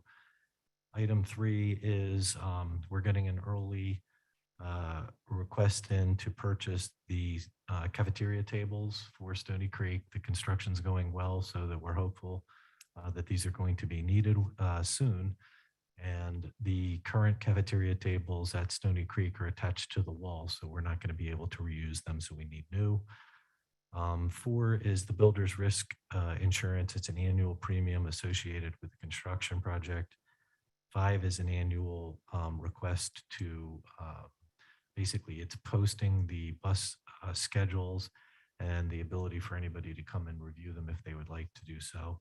And then 6 is the various list of payments that we've had for May, June, and July. Thank you, Wade. So with that, we'll be requesting first a motion for approval of action items 16B1 through 5. So moved.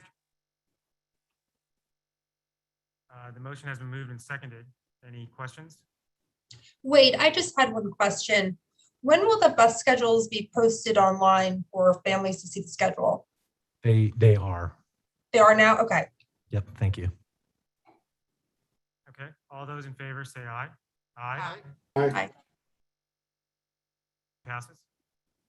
Okay, and finally, would like to ask for approval of a motion to approve action item 16B6.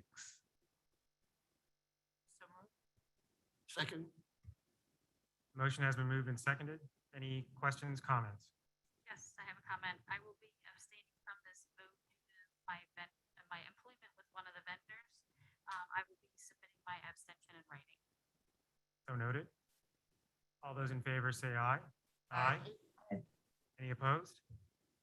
Motion passes. Okay, that takes us to the policy committee report. Marshall? Thank you, Joe. Although this has appointment to most people, I have no informational items and no action items, so I am finished. Thank you. Thank you. The Racial Equity Oversight Committee. Paul? Thank you, Joe. Just a quick informational note. We have determined our schedule. Can you hear me? Yes, just an informational note. We have established our upcoming meeting schedule for the Equity Diversity Committee. We will be kicking off our next meeting on September 20th. All the meeting dates will be published, but I can just go through them quickly. October 18th, November 15th, December 20th, January 24th, February 14th, March 21st, April 18th, May 16th, and June 20th. And so that's the tentative meeting schedule for the upcoming calendar year. And Paul, I assume they'll be posted on the district website as well, right? They will be, yes. Okay. Thank you. Yep, thank you. That's all I have. All right. Next up is the report of board representatives. And out of these groups, I think North Monco Technical Career Center is the only one that's met recently. No, I wanted to say something about my About the extracurricular? Oh, sure. Okay, go ahead. So I just want to bring up a couple of points that were made about the Wissahickon Middle School sports and drama. My feeling on this is that if we are having other sports, that we should look at open it to the clubs. And I know, especially with drama, that, this is something that they work on year round. They're practicing all outdoors and whatever, but they need a lot of headway for production. So I think that this is something that should be moved on sooner rather than later. It takes a lot of logistics to figure out where they're playing, what play they're doing, not what part, and all of that. And it's just something that I think needs to be put together sooner rather than later. And then also, if we can look at the Wissahickon Middle School sports, this is our feeder program to our high school sports. Are playing, then the high school kids are further behind than maybe some of the other middle schools that are playing.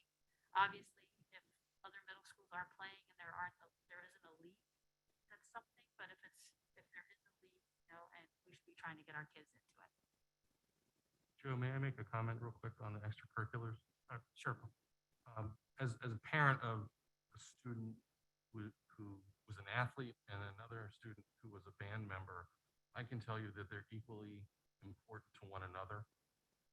That's who they are as people. I know how difficult it is when one gets to participate and one does not. My band student last year did not have an opportunity to participate and play all year. And that was difficult for him. And I don't fault anybody for that. There's no fault. We're trying to figure out the best we could do. But I think we're at the point where we have to figure out a way to do these things, especially when it comes to drama.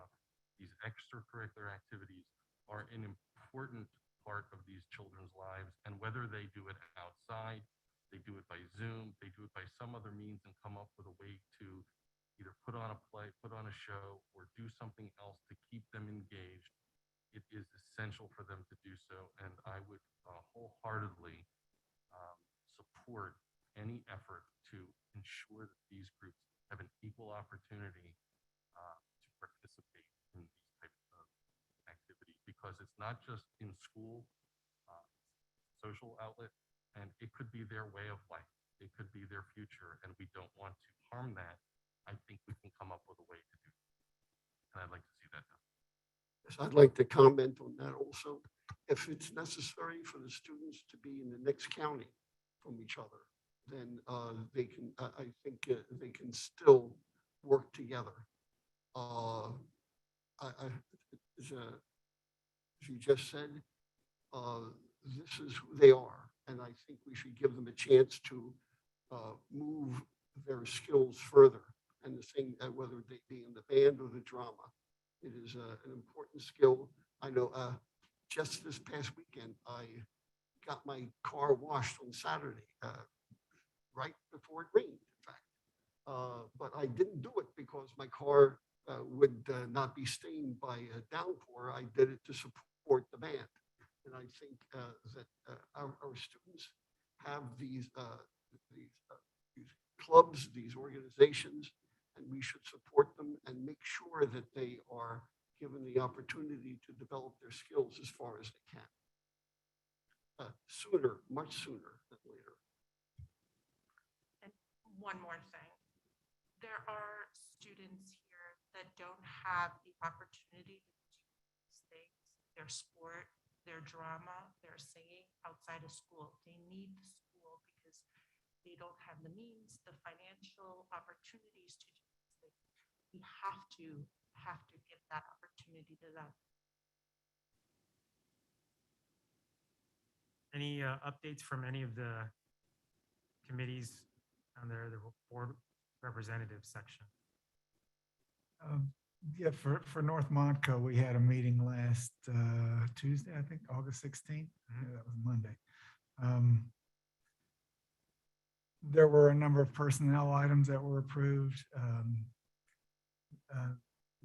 There was an update to their health and safety plan, which requires full-time masking. A lot of their activities are sort of in close quarters, and they don't have any option there but to take that route. They did have some good news that the technical center received ESSER grant funds of a little over $500,000, I believe, if it's the correct amount, which they initially didn't think they would get, but they're, I think, currently formulating a plan on how to best use those funds. And finally, they announced that in their new mechatronics space, they're a class which had been fairly competitive to get into. They didn't have to turn anyone away this year, so they're making a lot better use of their space, I guess, in that. And that's all from North Montco. Thanks, David. Yeah. I don't know if David or Ronnie can answer, but has North Montco been talking about later start time? You know, have they mentioned it at all? I don't recall that topic coming up at any of our meetings. Okay, well, that takes us to the second public comment period of the night, where we'll hear comments on any school-related topic. Again, we're going to alternate in-person speakers with those on Zoom. And again, everyone will have up to 3 minutes to speak, and I will be strictly enforcing the time limit. When you are called to speak, please be sure to state your name, municipality of residence, and topic. And please note again that it is the board's practice not to engage in back and forth dialogue with speakers. We started with in-person last time. Okay, so in fairness, we'll start with Zoom first. Are there any hands raised? We have 4. The first one is the caucuses. Okay.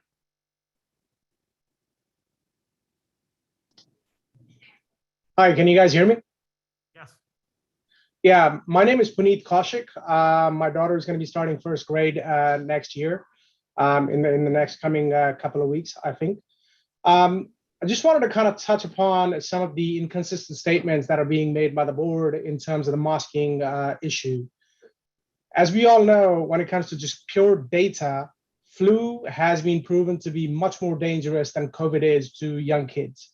Yet I would argue that none of the people on the board ever thought about mask mandates for the flu 2019 or previously. To me, that shows massive amounts of hypocrisy and inconsistency in the way we're approaching this issue. Nowhere in the EU do we have mask mandates for kids. Once again, the inconsistency is mind-boggling.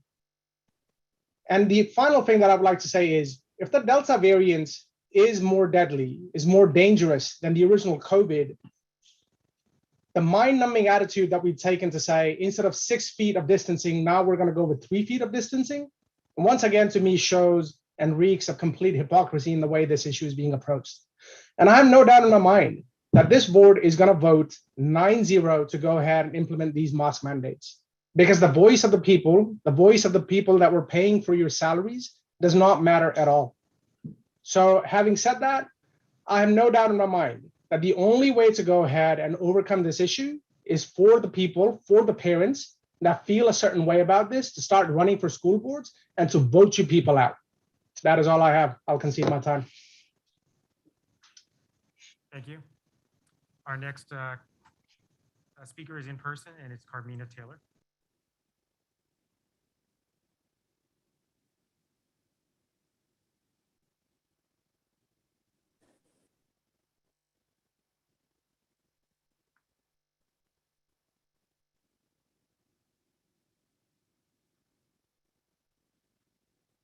Before I start to speak, I want everyone to know that I came here.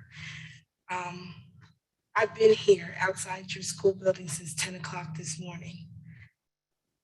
I've never done that. I don't want my time to start because it's a comment.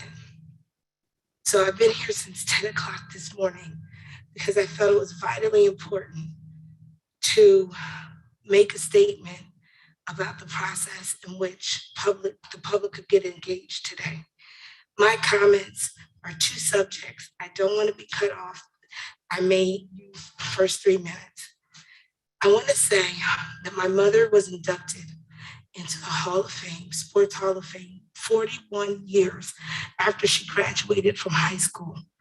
We are on the brink of having Black male athletes having not been inducted 30 and 40 years again. My mother had lifetime achievements. My mom was a certified Mensa. And there are people that have been inducted in the Hall of Fame in the last 3 to 5 years that have less than 10 years out of high school. I am asking the board to reconsider the criteria. I think the process for Hall of Fame should go back to Sports Hall of Fame and a Hall of Fame for alumni.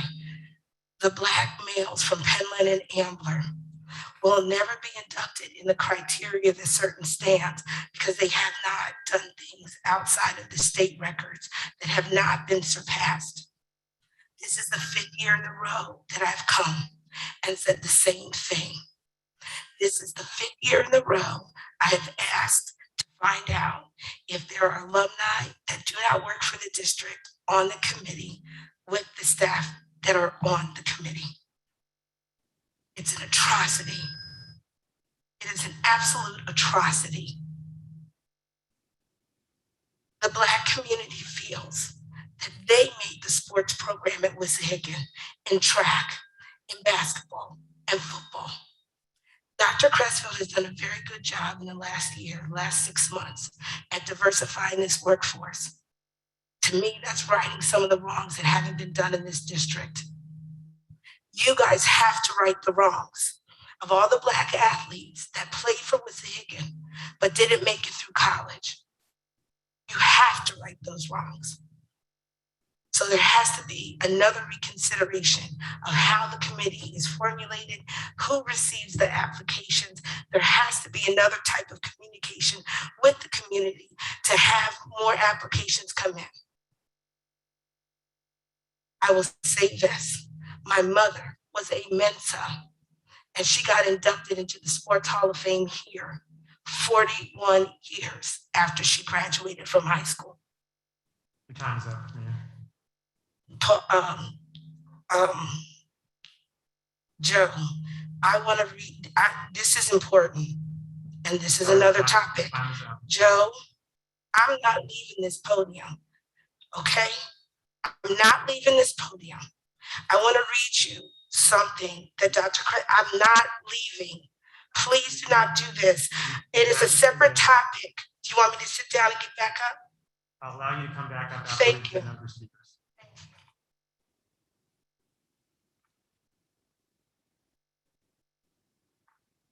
Okay, we're going to go to Zoom.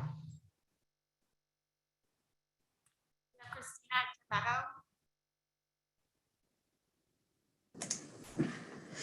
Good evening. My name is Christina DiMatteo. I'm from Whitpain Township, and I'll be speaking about the drama and choral program at the high school. I was very heartened to hear the board member comments earlier in favor of the drama and choral programs as well as the other arts programs. For those who may not be aware, Wissahickon recently circulated a frequently asked questions page regarding the reopening plan. On that page, there's a clear and detailed plan for athletics at the high school level, including indoor practices and competitions. Listed right underneath that plan for athletics for the high school drama program, the plan is listed as to be determined. The plan also says that choral music can only be practiced indoors, which we all know will only be possible for about 8 weeks or so. I have to tell you that as a parent of a high school theater student, it was very insulting and disappointing to see that Wissahickon did not have a solid and realistic place in plan for these kids. For many of the kids who do the theater program at the high school level, the fall drama, the choral program, and the spring musical may be their primary extracurricular activities. This isn't just a hobby for these kids. Just like student athletes, these students have often trained their entire lives taking private dance and voice lessons, etc. The high school fall drama typically holds auditions right after Labor Day, but the student directors have been advised that that program is, quote, on hold. As of right now, as far as I know and far as I can tell, there have not been plans put in place to start the fall drama.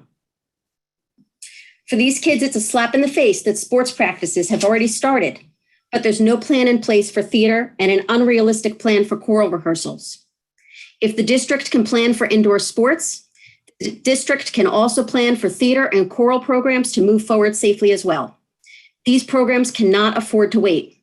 Preparing these theatrical productions takes time, and the fall drama program needs to start now. Other districts and other programs are offering in-person theater. Many of them even managed to offer in-person theater last year. Why can't we give our students the same opportunity? I'm asking the board to ensure that these programs are prioritized and that a clear and workable plan is put into place immediately so that our high school students can participate in theater and choral music programs in person with their friends safely this year, starting as soon as possible. Thank you. Thank you. Our next speaker is in person, and it's Jennifer Henderson.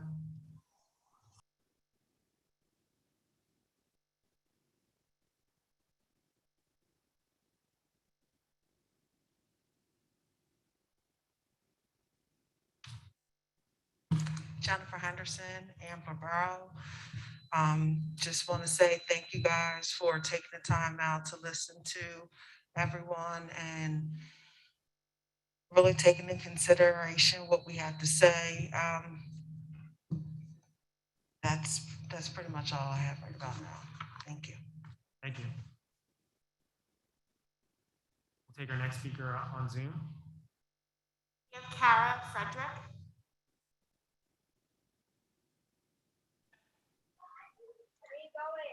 Hi, can you hear me? Yes. Hi, Kara Frederick, parent and resident of Wissahickon School District. I want to make a comment about the Racial Equity Committee. It's just my observation. I've noticed in past board meetings, and I look through the agendas of meetings I haven't been able to attend, but it always seems that the action items bullet on the agenda, it always says no items. So my comment is, are there action items that result from these meetings? Why aren't they being added to the agenda? It feels like this topic and the committee is glazed over in our board meetings. Are there really no takeaways and no action being done in these committee meetings? And if the latter is true, then we have the wrong people on this important committee. And to be completely candid, I think the committee is already made up of some of the wrong people. That is my comment. I also just want to add that the teacher from Shady Grove that spoke on testing vaccinated teachers, 100% agree with the breakthrough cases that are happening with vaccinated people. It only makes sense to test everyone. If we're going to test one group, we should test the other because they can test positive. Thank you for hearing me. Have a great night. Thank you. Our next speaker is in person. It is Jim Thorne, maybe? Or Tom? Thomas. Thomas. Thank you very much. My comments are about racial equity as well. Number one, the Racial Equity Committee is very important. I'm not sure if you guys have analyzed where the beef in our school lunch systems come from. I'm not sure if you're aware that last year, 25 tons of beef came in from Namibia, Africa, into the port of Philadelphia. They've removed the country of origin labeling, so now it comes in as grass-fed, hormone-free, free-range beef. I'd like to find out if we're importing beef from Namibia, Africa. The reason is that they grow next to, or the cattle are raised next to camels, which are the prion animals. They can spread Jakob-Creutzfeldt disease or slow virus. It's very important to analyze this because this may have some racial disparities. The next thing is the racial disparity of the spike protein in the SARS-CoV-2, whether it's in the vaccine or in the virus. The SARS-CoV-2 spike protein has 4 regions in it. The furin, F-U-R-I-N, TMPRSS2, those are the 2. And then there's a 3rd region called the ACE2 receptor. And then there's a 4th, is the S2 subunit, which has GP41/120, which is an HIV subunit in the spike protein. This is what the mRNA that makes our bodies make. This spike protein has racial predilections. The ACE2 receptor binds tightest to blacks, browns, Irish, Italians. That's why so many people in Italy died. But it doesn't bind to certain people as well. The ACE2 receptor does not bind to George Soros. Now, George Soros, as you know, financed the Wuhan lab. We should be focused on the racial disparities of the spike protein and figuring out how this could harm our children racially with racial disparity. That's why so many people, blacks are dying more, browns are dying more, and we have to figure out what the racial differences are. This is very important. This is a matter of critical emergency. There may be one person who can help us with this. He is the head of the declassification board of the United States. His name is Ezra A. Cohen, or Ezra Cohen Watnick. And he may be able to declassify the spike protein and tell us what it's about, who made it. Thank you very much. We'll take our next comment from Zoom.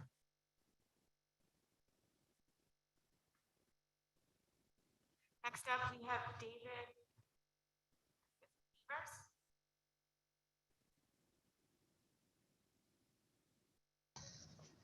Hello. Thank you. My name is David Beavers. I'm a resident of Whitpain Township. My main reason for speaking this evening is to urge the board and the school district administration to be open and transparent with parents and taxpayers about the culturally responsive teaching it is imposing on our students. On July 8, I sent an email and a detailed letter to the superintendent asking that he define what culturally responsive teaching is and how it differs from the racist, Marxist, critical race theory being promoted throughout the country today. It has been 46 days and I've had no response or even an acknowledgement. On July 16, I sent my July 8 letter to the entire school board along with the detailed email. Only one of you acknowledged it, and it has been 38 days without any response. Question number 1, do you intend to respond, or do you intend to keep us all in the dark until you're forced to comply and disclose what you're doing? Let me read an exercise that I understand was assigned to the 9th grade in February of this year at Wissahickon. Quote, reverse racism, prejudice, discrimination, or antagonism directed against a person, people on the basis of their membership in a dominant or privileged racial or ethnic group. Theory, a white individual may experience individual acts of racism However, the idea that a racial or ethnic minority group can cause a negative outcome for the dominant majority group is not possible in America. Thoughts, examples, close quote. What is this teaching? It's teaching it's okay to be prejudiced against, discriminate against, and be antagonistic towards white people. It's teaching minorities can do nothing to compete effectively with white people. If you're a student or child, what are you to think? What are you to think about this? As a minority, it's okay to hate whites. I'm always going to be a victim. There's no reason for me to try. If I'm white, then it's okay for minorities to hate me, for people of color to show prejudice against me. Why should I try to excel if people of color are to be promoted over me? This is neither history nor social studies. This is Marxist social engineering and indoctrination, and it will surely destroy our youth just as certainly as fentanyl addiction would. Our tax dollars should not go to support the indoctrination of this poison. If you're not teaching our children to treat others the way you want to be treated, then you're failing us. If you're not teaching our children if they work hard and they try their best, they can achieve great things, then you're failing us. If you're not teaching these essentials, but rather critical race theory or culturally responsive theory, you forfeited the right to teach our students. Thank you. Time is up. Thank you. All right, we don't have any more in-person speakers registered. Carmina, you wanted to come up with yours.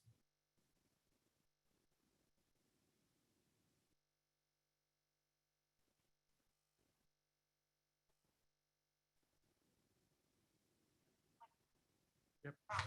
Yeah.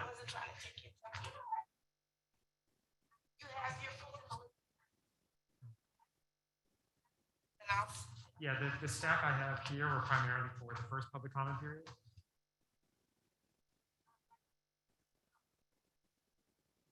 Oh, you want to, I can go back to, you're saying you're in the list of speakers who did not.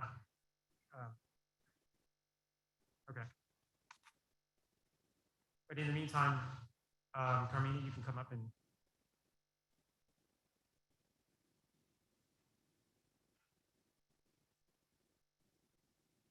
Hello. Okay, so you know I am not a district parent.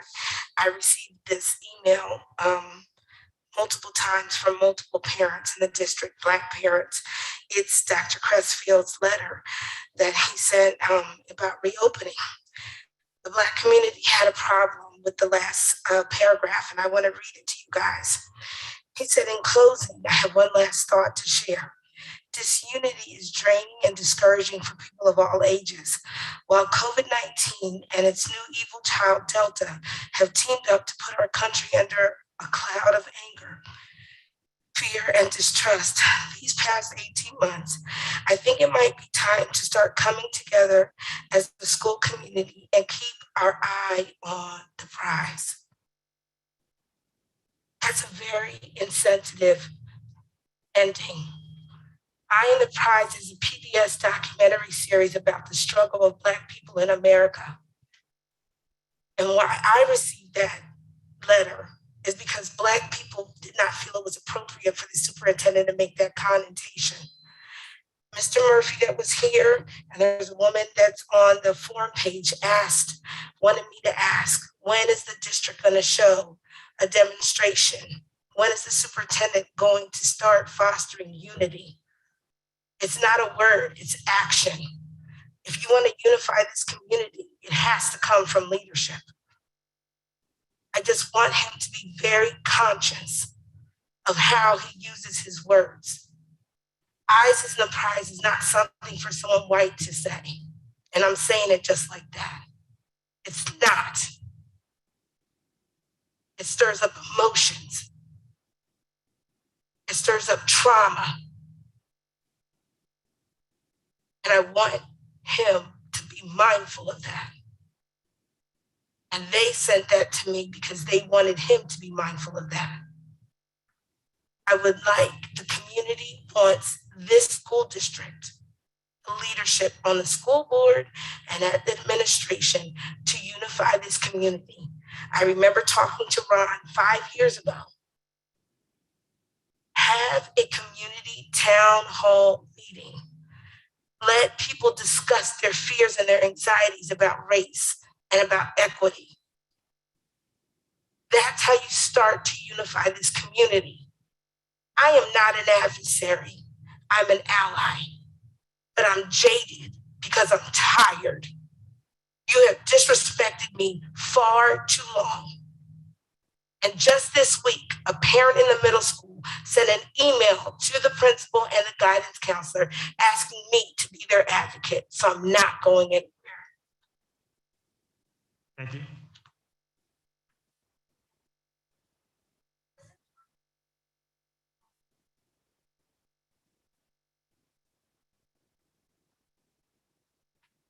Okay. Katie, are there any more comments in Zoom? All right, we'll take the next one. Jen Rappaport. Hello, can you hear me? Yes. Hi, it's Jen Rappaport. I'm a resident of Lower Gwinnett Township. I think I've called in before about the mask thing. Your decision's made on that. I don't agree with it. I mean, if there's all the breaks that they can provide, whatever you can do outdoors, that would all be great.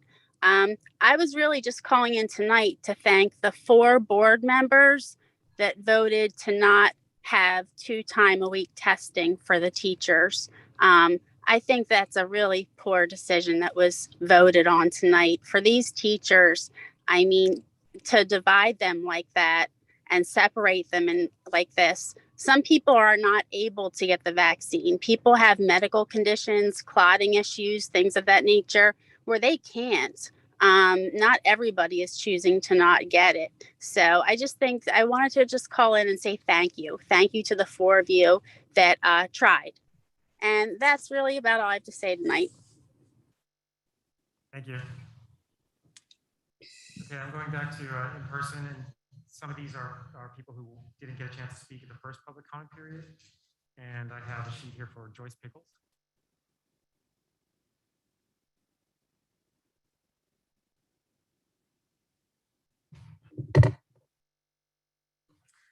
Good evening. My name is Joyce Pickles. I live in the Penland area of Lower Gwinnett. My son will be in 2nd grade at BBES this year. I want to thank the board for making the right decision to mask children K through 6. I do not believe I need to rehash the widespread and confirmed protection that masks offer our children or the alarming risk posed to children and the unvaccinated by the Delta variant. Little could be more clear. However, I would like to speak for a moment about risk management. I'm a licensed attorney and I'm well versed with the Americans with Disabilities Act.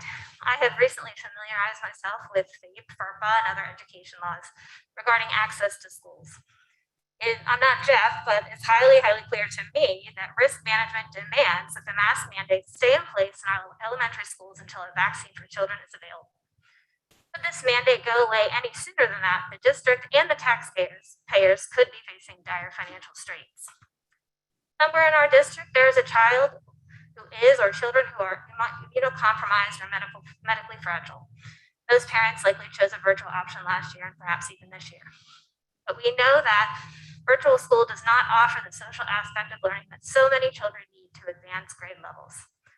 The burden these children face with academic struggle is compounded by the emotional and financial hardship their parents or caretakers face in the virtual schooling environment. Worst of all, these children were and perhaps are excluded from so many of the things that are offered by in-person learning. Exclusion that can be especially devastating to a disabled child. Without a mask mandate, these children are not offered the accessibility to the curriculum they need. They're denied the accessibility that is afforded to them by federal law. Without a mask mandate, these children, by attending school in person, could be put in danger by other unvaccinated children. On the risk management aspect, that's bad news. That means the school itself, by failing to have a mask mandate, could be held liable for the actions of those other students. It's called state-created danger, and it's a violation of the U.S. Constitution and is the topic of frequent litigation. On the opposite side of the table, school boards who have legally analyzed the mask issue and determined that it may violate students' and parents' legal rights are relying on a completely antiquated law promulgated in 1868 called Dillon's Rule. I don't need to go into it too much, and I know my time is expiring, but I know that other lawyers in the room would agree with me that a court faced with an alleged federal law and constitutional violations versus a legal theory promulgated a century and a half ago would laugh the latter argument out of court. It's antiquated and it's trumped by preemption. But imagine for a moment this district was facing a wrongful death lawsuit on the former theory of a state created danger. The district's legal arguments would fail. Sovereign immunity would fail in the face of a gross negligence argument. It is the people of this district, the taxpayers, that will be forced to fund a multi-million-dollar judgment of such a lawsuit. It is enough to say that we cannot afford risking our children's health and lives by optional masking, but it's also safe to say it would be an extreme financial risk for this district. Thank you for listening and protecting my kids. Thank you. Yep.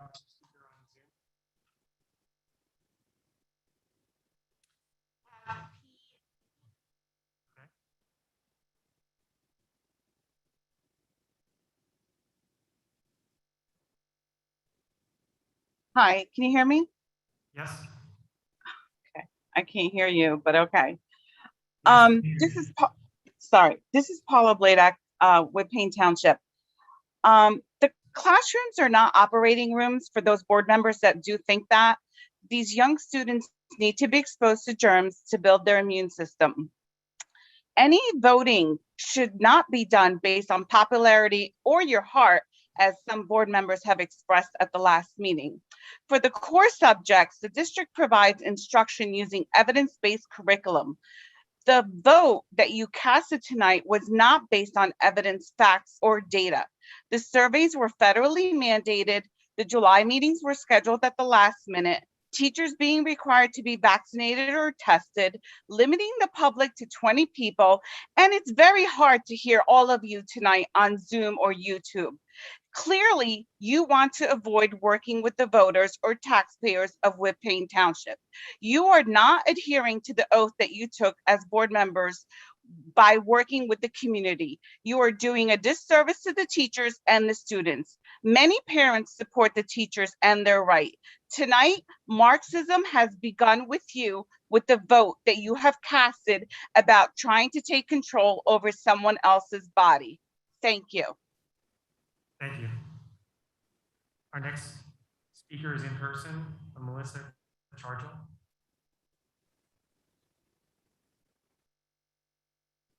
Hi, my name is Melissa Chargel. I live in Whippane, and my 6-year-old will be a first grader at Shady Grove. Yeah, we're free because like people wear masks.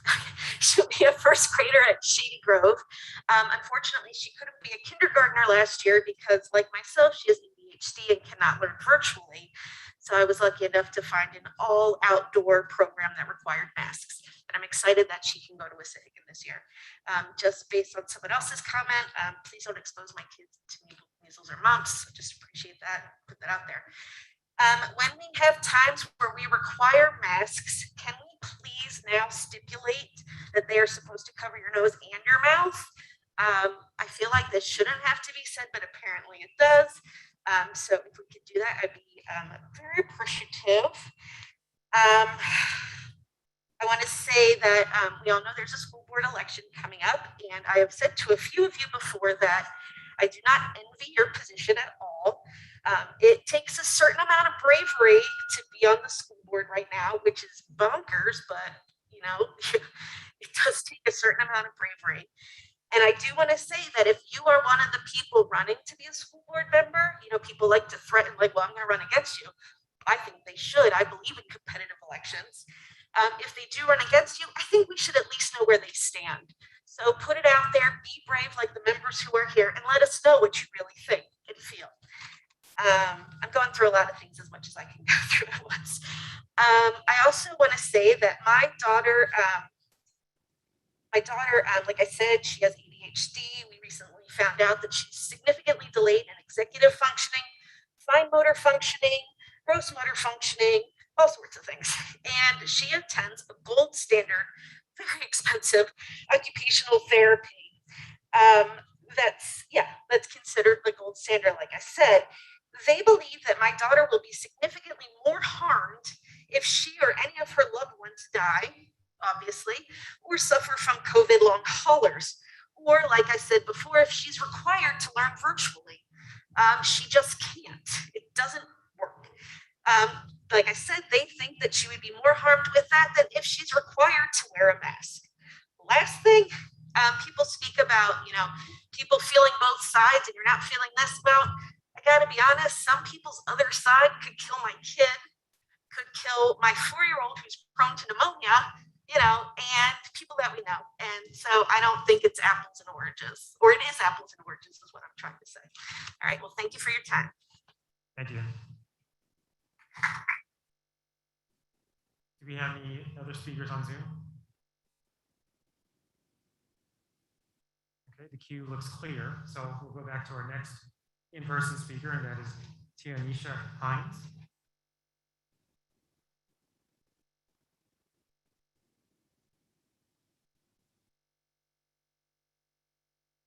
Good evening. I just wanted to, I came here tonight in favor for the update of the health and safety plan. However, at this time, I just want to thank you all really from the bottom of my heart for your diligence and putting our children first. As a mother, I am a resident of Whitpain Township. I'm also a parent of a recent graduate of Wissahickon High School, as well as a daughter who is attending 11th grade. I'm a frontline worker. I'm a registered nurse, now back in school for anesthesia and a doctoral nursing candidate currently. A lot of people don't know about the virus, and I think that you guys voted correctly. I've seen a lot. I've experienced a lot, but not so much to come and talk to you from an emotional standpoint, but more so, I think numbers don't lie. I've done a lot of literature search, and I've reviewed Cochrane reviews, meta-analysis, randomized control studies, and all of which indicate that masks do indeed, when 2 people are masked, it does prevent the spread of infection significantly. As a critical care nurse, I often work with a lot of open heart surgery patients, immunocompromised patients, and we are required as healthcare providers to put on a surgical mask to protect the immunocompromised patient from ourselves, and this is pre-COVID. So the data is there. Also, there is data to support that there's no data indicating that children suffer from any long-term effects as a result of mask wearing. I am wearing a mask 14 hours plus a day. When I'm on call, I'm wearing a mask 24 hours, and not just a surgical mask. I wear an N95 mask as I'm required to do so in the anesthesia department. So I thank you graciously for all of your efforts and putting our children first. Thank you. I just wanted to say something. I usually reserve this for people in the military, but thank you for your service and what you've been doing on the front line. Thank you.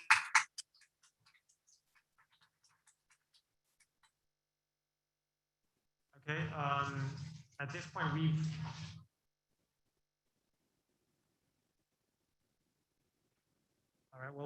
more than exceeded the number of speakers on a particular topic for this section of the public comment period. But I'll allow for one last speaker for the evening, and it's an in-person comment from Lori Green.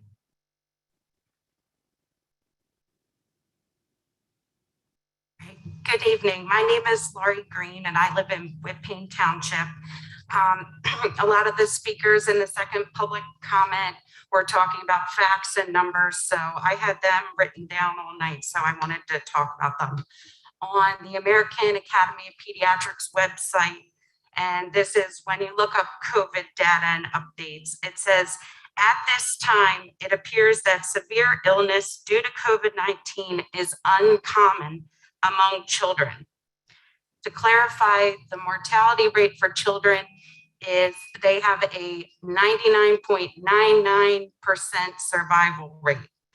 When you look at percentage of COVID cases since the month of May, children made up 14% at that time in May of 2021 of all COVID cases. Since that time, when supposedly children are getting increasingly more cases and the Delta variant is here and that many more people have been vaccinated, since that time, children now only make up 14.6% of all total COVID cases. So the jump from May to now has only gone up 0.6% of all cases. And it seems every 2 weeks it goes up maybe another 0.1%. I also had 2 questions.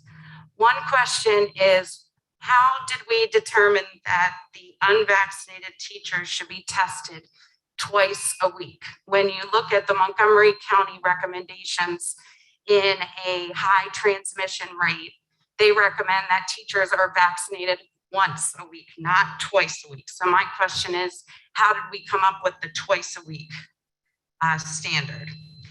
My other comment and question is something that we brought up to Dr. Crisfield, is that parents that want mass choice, we're very interested in comparing our data with a school district that is mass optional. So we can have data and numbers to go off of, because there are school districts in Montgomery County and in southeastern Pennsylvania that are not requiring masks. So we would like to have that data calculated for our school district in comparison to another school district. Thank you very much. Thank you. Okay, so that wraps up the second public comment period. We're moving on then to board comments. Do I have any comments from fellow board members? Ron. Yes. It seems like we've been talking about this forever, and it probably is.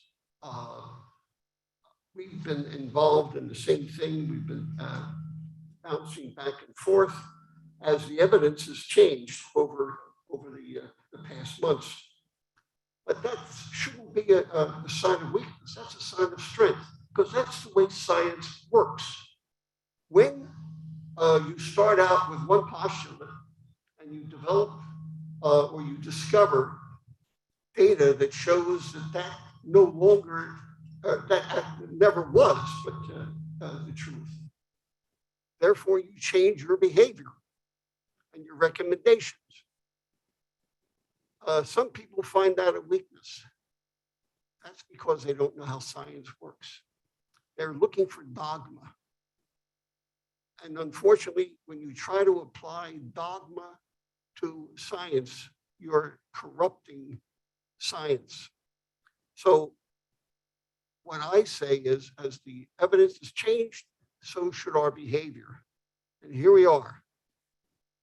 First, we had no school, then we had part school, then we had everybody back, and we could dance and sing in the sunshine.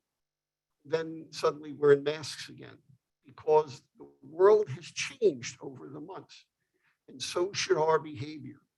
And for those who refuse to see this, I guess something has been missing in their science education. Whether if they, hopefully they were not graduates of the Wissahickon School District, but if they were, I think we ought to go back and see, what was our curriculum like? Did we really talk about how science works? Not just look through the microscope and see the cell divide, but what is the purpose of science? What is the technique of science?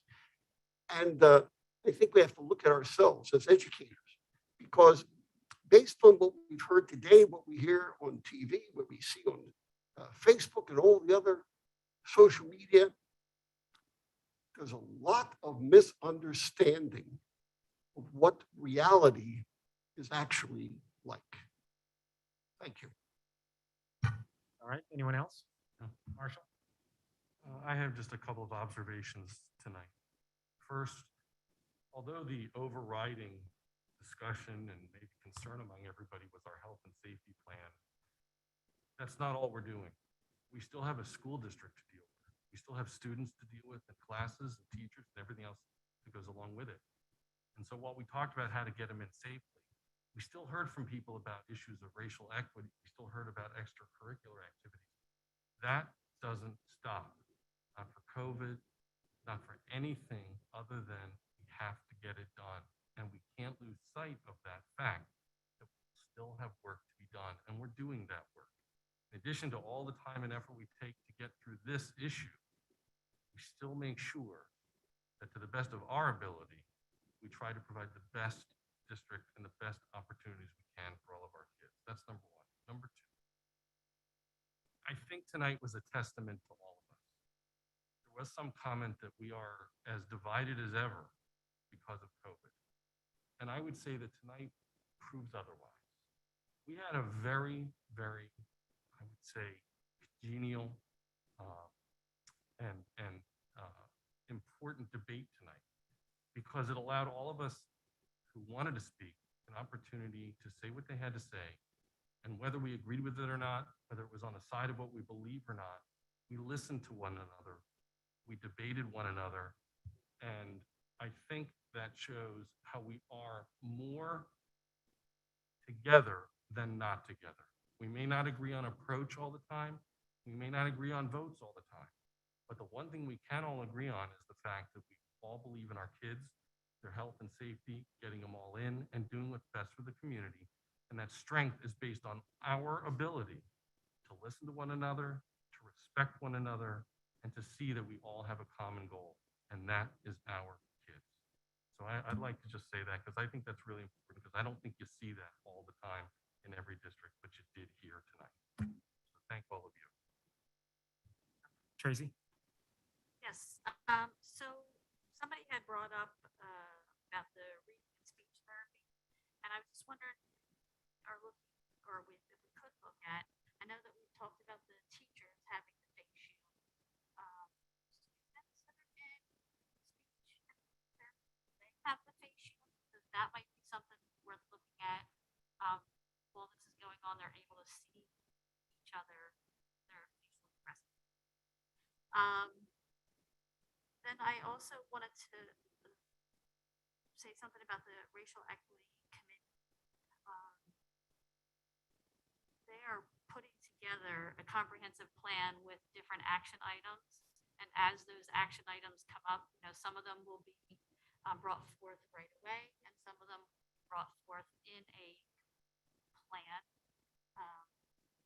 So just because you don't see anything on these dockets doesn't mean that nothing is happening, but we're just not voting on it, and we would never vote on anything like that. We can't vote on anything like that in a back room. All of that voting goes on out here in front of everybody. So I don't want anybody to think that we're doing something behind everybody's backs. It's all out here. Everybody sees it, and that's where it's done. And then my last item that I wanted to say was, the vote that I cast tonight was to help make sure that our kids are in our buildings as long and as much as possible. Some of these other states, and we are not these other states, but some of these other states, I know in the Atlanta metro area right now, they started school a couple weeks ago, and they have 23,000 staff and students out in quarantine. That is not helping the situation. That is not having the kids in school. And, my objective, I won't speak for the whole board, but my objective, like I said, is to get as many kids in the classroom for as long as possible while we all suffer through this, because we are suffering through it. But I just want everybody to know that might not have the same opinion as me, that aren't on different sides. Like Marshall said, we are all working towards one goal, and that is to do what's best for our children. We might have different opinions of how that happens, but none of us here, I will speak for the board here, are doing this as a political agenda. we are doing this because this is what our thoughts of what is right for our children. I just wanted to finish off with that. Thank you. Tracy, since you made reference to the Racial Equity Oversight Committee, I just wanted to build on that. I've attended every single one of the meetings that we've had so far. It's only been a handful because the committee is new and just getting ramped up. But in that short time frame, there were several, or at least two significant things I think are worth mentioning that were a part of the committee's work. One was the formation of a new position in the district, a director of diversity, equity, and inclusion. The committee was instrumental in helping the administration refine its thinking on the structure and the purpose and intent of that position. And then we went out and hired someone who is, I think, starting next week. So that came across as an action item, not within the Racial Equity Committee section, but as part of an HR item. But it was nevertheless influenced by that committee's work.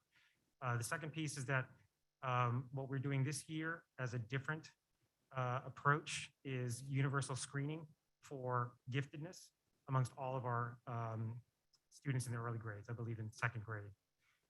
This is a recommendation that came out in discussion with the committee as a way to increase the diversity of Black and Brown students in our gifted programs, which we saw data and evidence that it is grossly underrepresented relative to the composition of the district.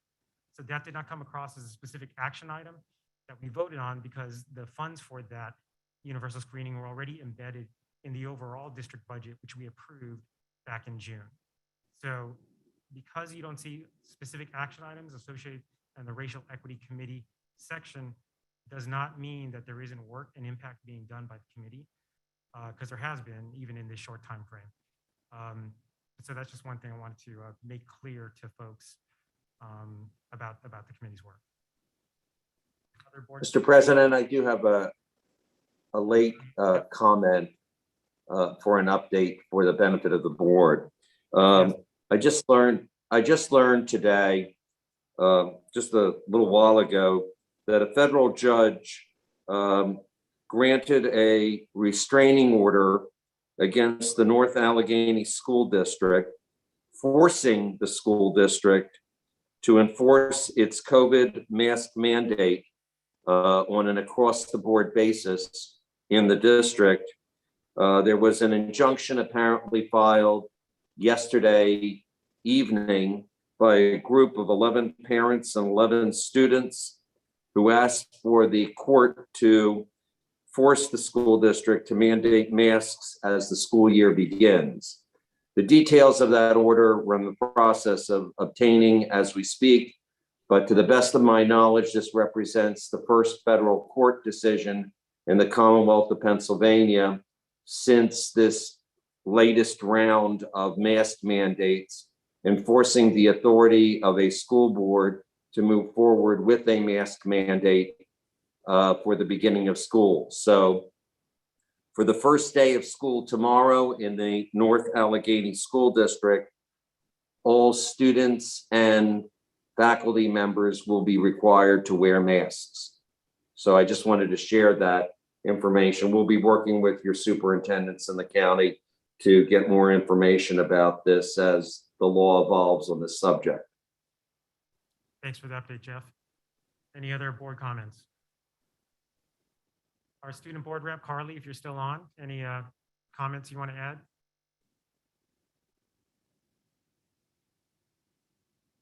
What's that? Okay.